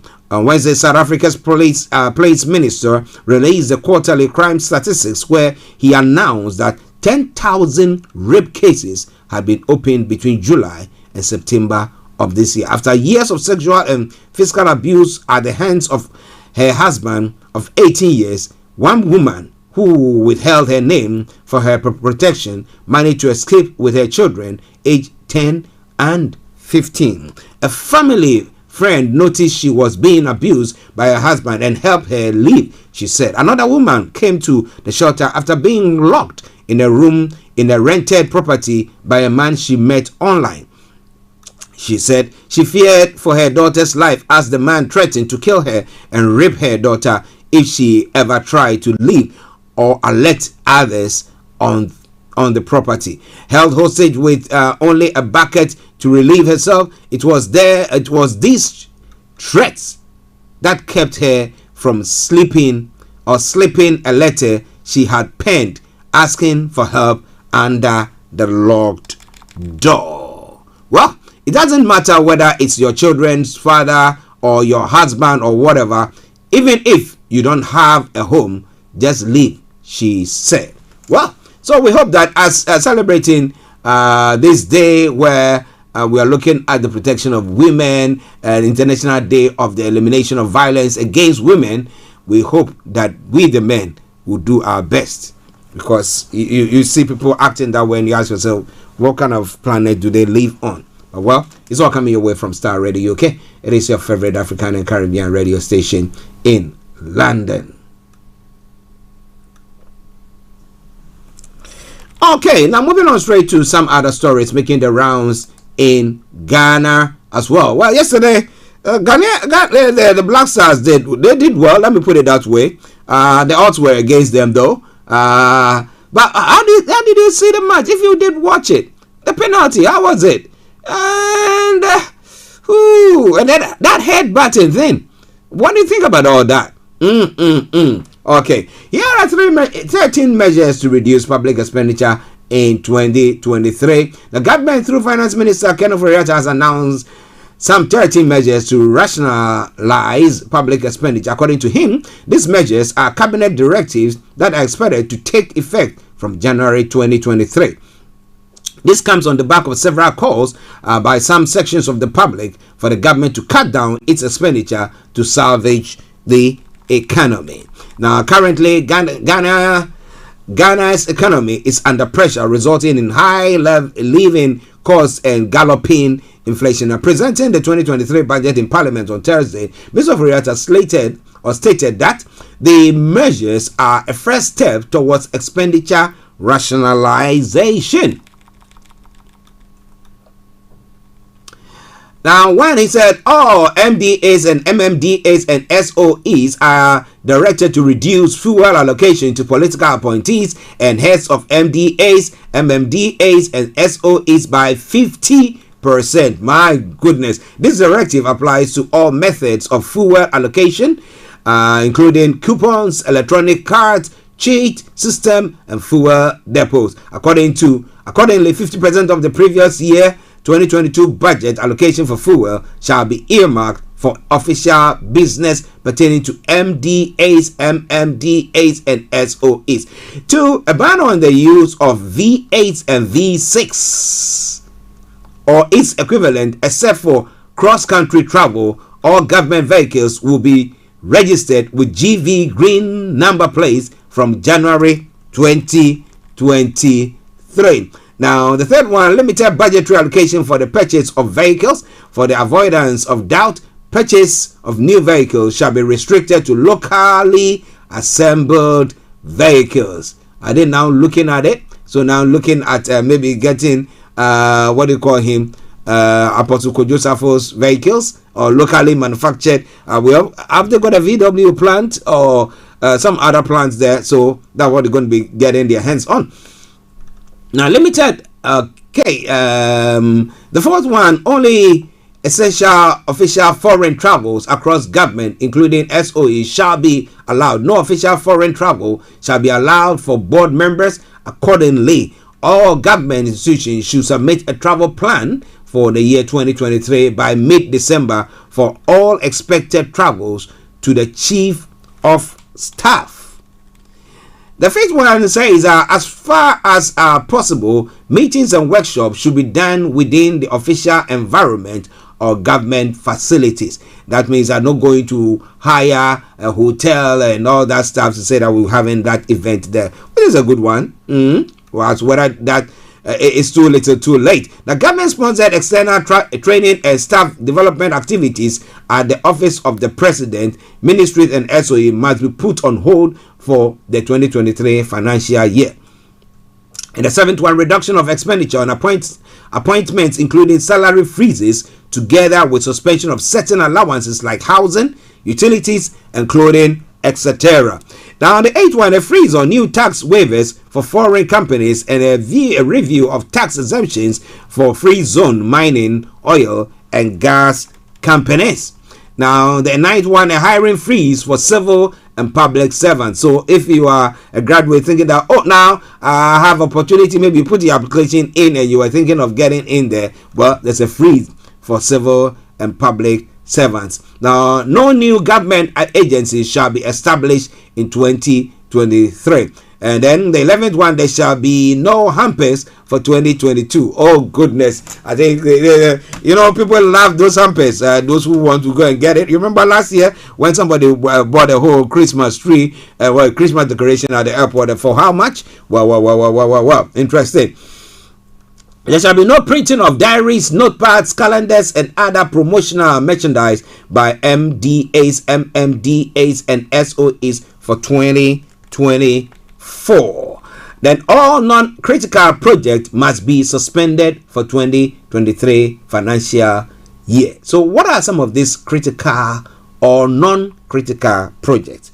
Well, I'll try my best so that by Monday, God willing, we could have gone through it all so that I will throw more light on that. But it's all coming your way from Starr Radio UK, your favorite African and Caribbean radio station in London. The lines are open. If you want to hop on and share your take with us, feel free to do so. Just dial in 0208 133 2257 or 58 0208 133 2257 or 58. And then, if you happen to be in the US, Canada, or the Caribbean area, 001718 303 2737. 001718 303 2737. Okay. Well, Starr Radio UK. Now, you want to text or WhatsApp at 0753966174. 0753966174. Our Twitter handle is Starr Radio UK, and email address is info@starradiouk.com. All right then. Now let's move on to one other story making the round. Then we can move on to other part of the world. Now, in line with the budget statement that was read, now VAT rate is to move from 12.5% to 15%, and interestingly, the e-levy has been dropped from 1.5% to 1% now. The government has announced its decision to increase the value-added tax by 2.5%. Now, this will move the tax policy from its current percentage of 12.5% to 15%. Now, presenting the 2023 budget to Parliament on Thursday, the Finance Minister said the review is to directly support road construction projects and digitization agenda. Well, we'll see what happens on that front. But it's all coming your way from Starr Radio UK, your favorite African and Caribbean radio station in London.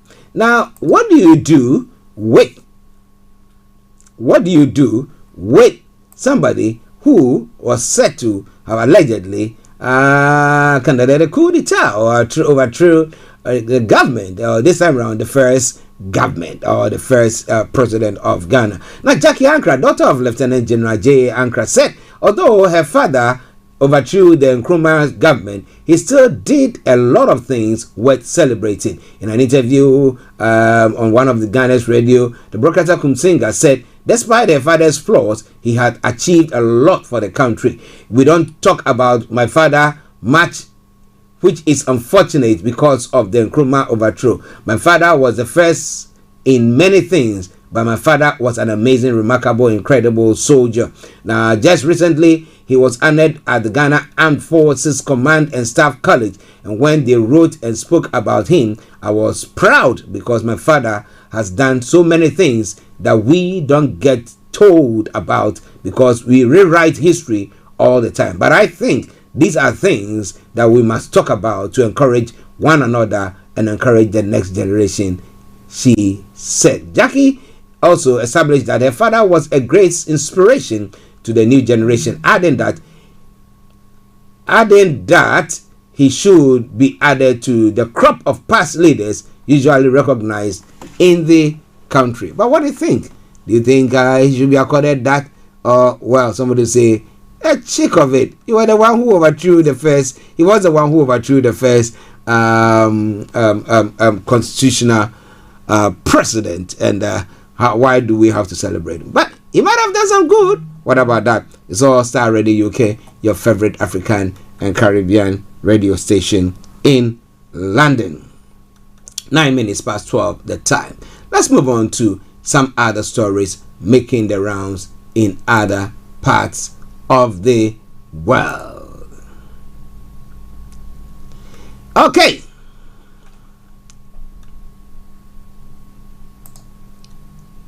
Now, Ukraine's First Lady has said, we will endure. What is she talking about there? Now, the First Lady of Ukraine, Olena Zelenska, said that the Ukraine will endure this coming winter despite the cold and blackouts caused by Russian missiles and will keep fighting what she describes as a war of world views, because without victory, there can be no peace. We meet in a storage city where a winter's chill is biting, where charming streets lamps are dimmed, where buildings are going dark and cold in the midst of blackouts as Russia keeps striking Ukraine's energy grid. The Ukrainian people have won plaudits for standing their ground against Russia's blistering assault, but this is yet another painful test of fortitude. Now we are ready to endure this. Olena Zelenska asserts, when we sit down in a heavily secured compound tucked inside a sandbagged labyrinth of buildings in Kyiv, we've had so many terrible challenges, seen so many victims, so much destruction, that blackouts are not the worst things to happen to us. She cites a recent poll where 90% of Ukrainians said they were ready to live with electricity shortages for 2 or 3 years if they could see the prospect of joining the European Union. They seem like an awfully long, cold road, and she knows it.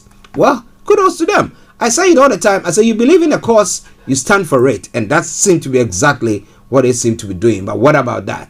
It is Starr Radio UK. Now, so pertaining to the war in Ukraine, well, the former German Chancellor Angela Merkel has defended her policy towards Russia prior to the February invasion of Ukraine, saying she had run out of power to influence Vladimir Putin. Now, she said she had tried to convene European talks with the Russian president and French President Emmanuel Macron in the summer of 2021, but I didn't have the power to get my way, she told Spiegel News. Now, really, everyone knew in autumn she'll be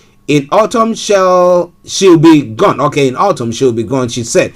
After 4 terms as Chancellor, Mrs. Merkel left office in December. She paid a final visit to Moscow in August 2021. She told German news magazine that the feeling was very clear.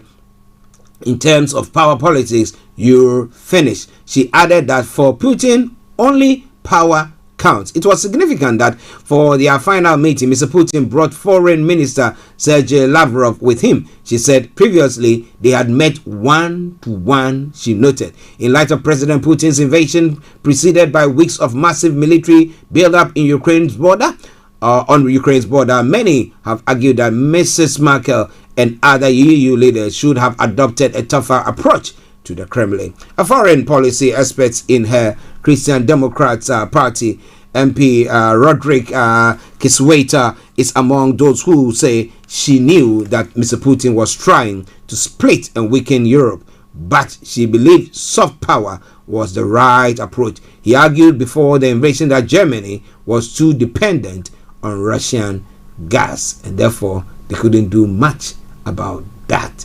Well, it is all coming your way from Starr Radio UK. It is still your favorite African and Caribbean radio station in London. And let me say a very massive good morning to Auntie V.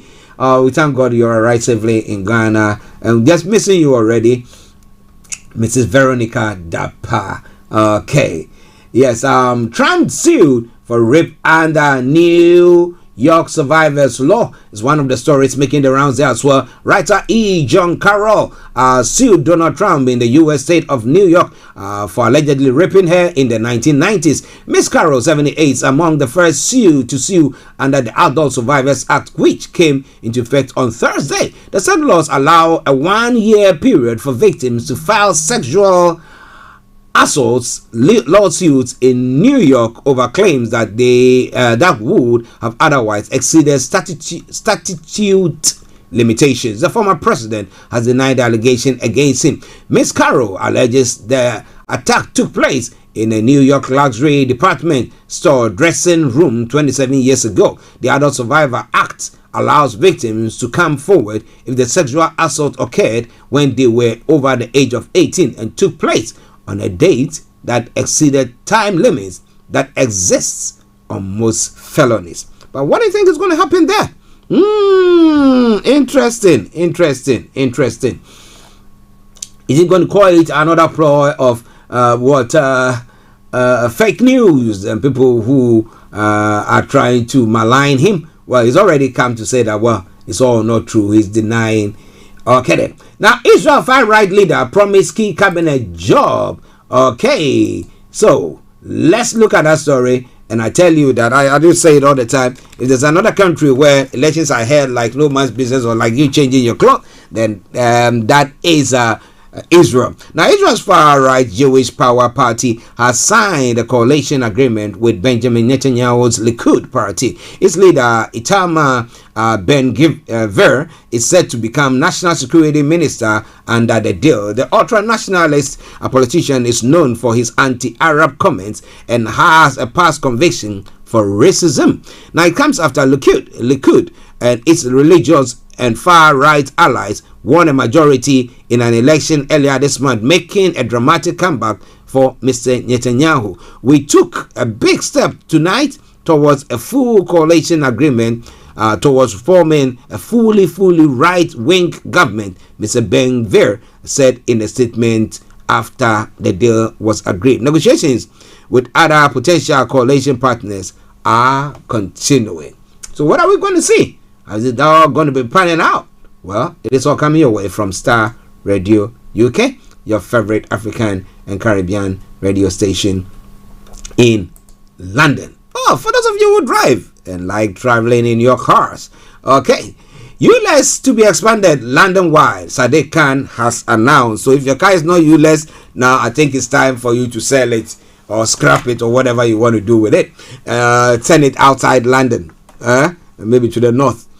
Now, London's ultra-low emission zone is to be expanded to cover all of London, the mayor has announced. From 29th of August, drivers of the most pollution cars will have to pay £12.50 a day to enter to the Greater London Authority boundary.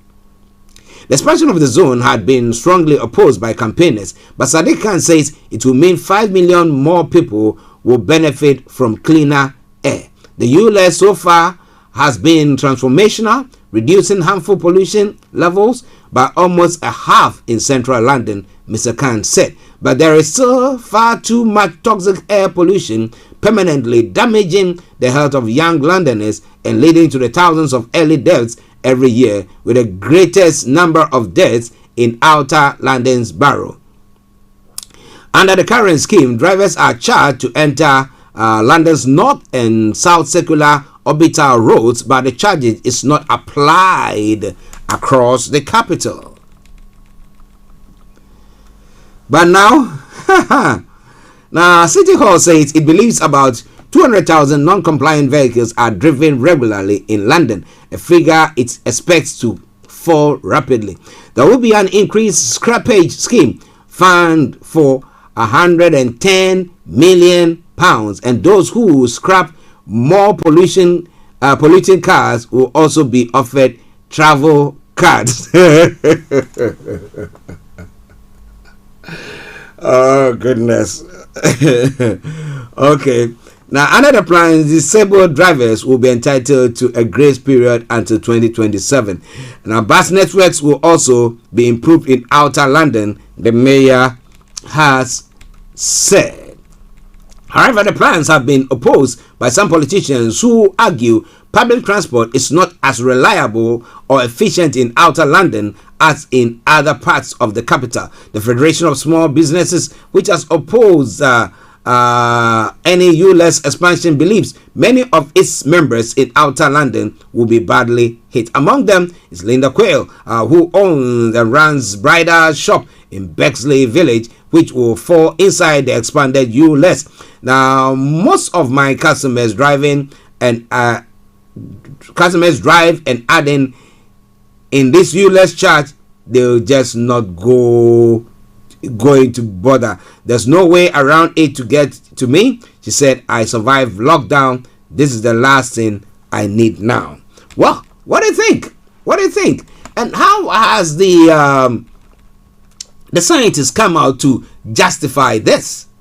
And is it even working at all? Well. So which area is going to be expanded? Well, I can see from here the proposed new ULEZ area for 2023 were Merton. Oh gosh, some information coming through is not good for the Welsh. Well. The Welsh team. Well, Melton, Merton, Sutton, Croydon, Bromley, Bexley, Barking, Havering, Redbridge, Enfield, Barnet, Harrow, Brent, Ealing, Hillingdon, Hounslow.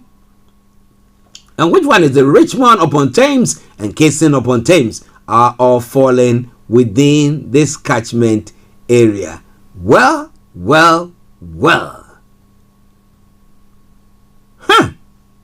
So what do you think is going to happen there? Are you going to be driving, or what will you be doing? It's all coming your way from Starr Radio UK. It is your favorite African and Caribbean radio station in London. Okay, a couple of other stories, then we bring the first part of the program to a close. The Ministry of Justice has been inundated with complaints or alleged bullying by Justice Secretary Dominic Raab. Information has said Mr. Raab, who is also the Deputy Prime Minister, is already facing an investigation into 2 complaints made about this conduct. However, BBC has learned some of his ex-colleagues want the inquiry to be widened to include new complaints. Mr. Raab has denied any allegation of bullying. He has insisted he behaved professionally at all times, and that he looks forward to dealing with the complaints transparently rather than dealing with anonymous comments in the media. Mr. Raab is a close ally of Rishi Sunak, and Downing Street has said he has the Prime Minister's full confidence. Well,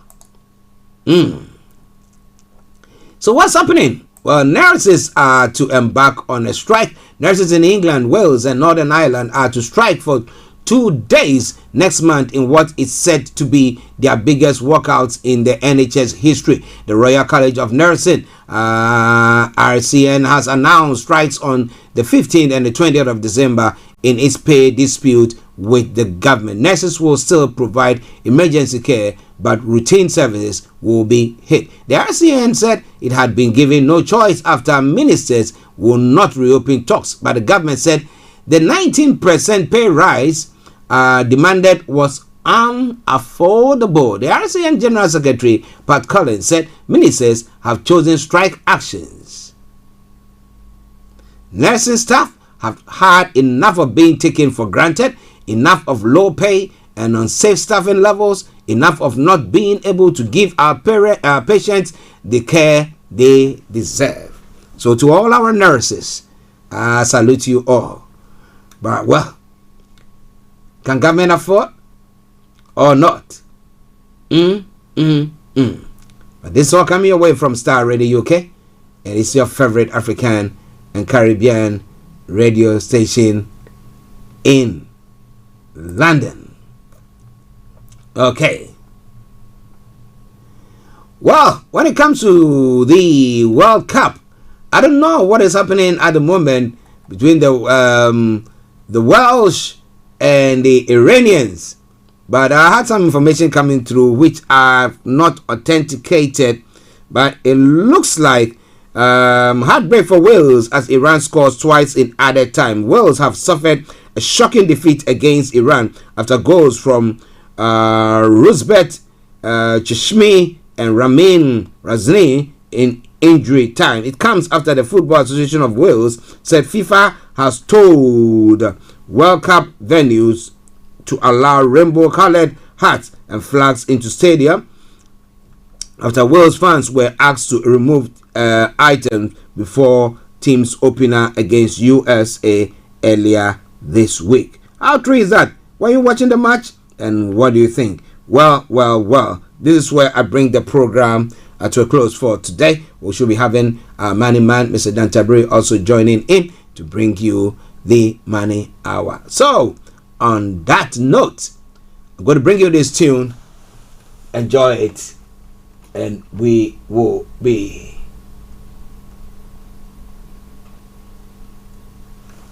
Okay, this is Babylon System by Avis Ramley, cover version of Bob Marley's tune. Enjoy it, and I'll be with you.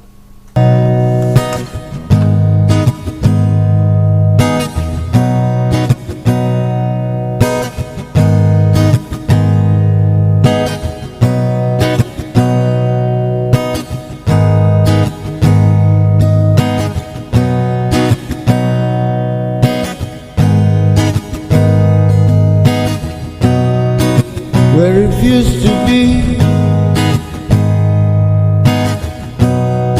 what you wanted us to be. We are what we are. Yes, the way it's going to be. If you don't know, you can educate time for no equal opportunity. Yes, talking about my freedom, talking about my freedom, people freedom and liberty. Yes, you've been trotting on a wine praise all too long. Rebel, rebel. Yes, you've been talking for granted all too long. Rebel, rebel. Babylon system is a vampire, falling empire, sucking the children day by day. Yeah, Mr. Babylon system is a vampire, falling empire, sucking the blood of separate. Yeah, within Jerusalem University. Oh yeah, yeah. Deceiving the people continually.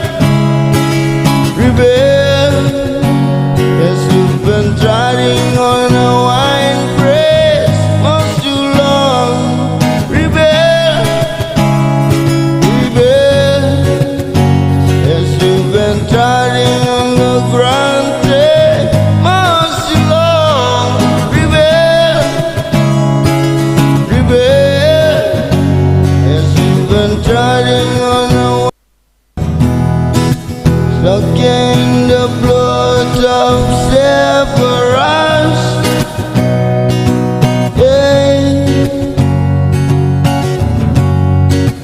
Within Jerusalem University. Oh yeah, yeah. Deceiving the people continually.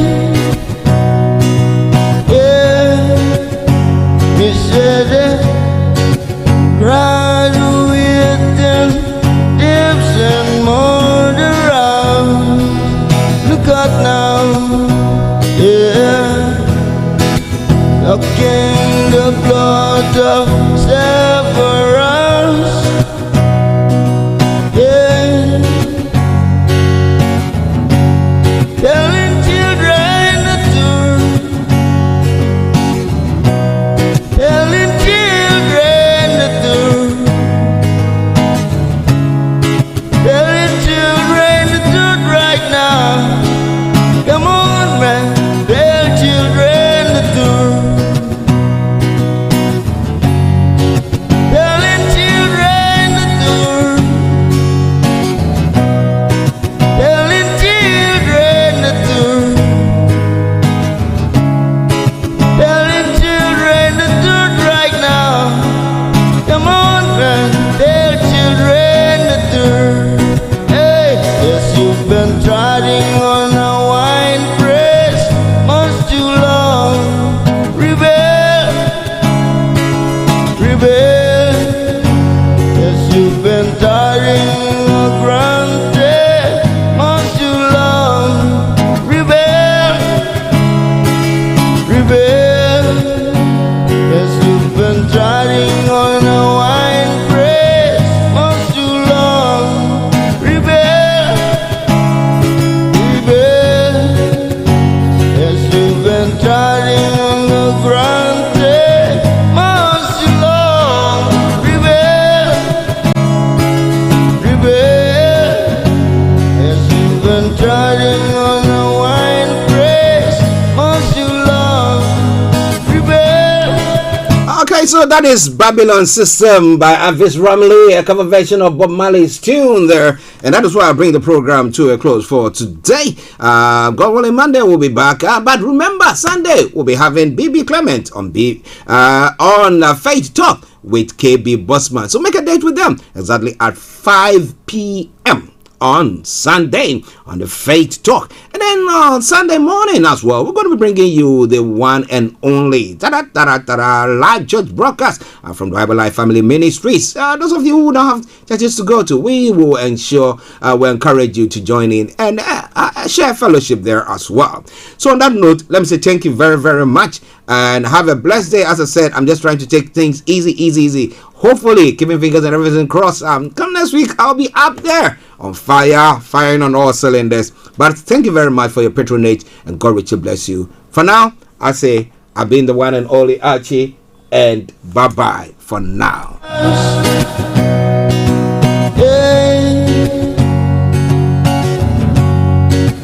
Within Jerusalem University. Oh yeah, yeah. Deceiving the people continually. Yeah, he said that graduating dips and murderers. Look out now, yeah. Again the blood of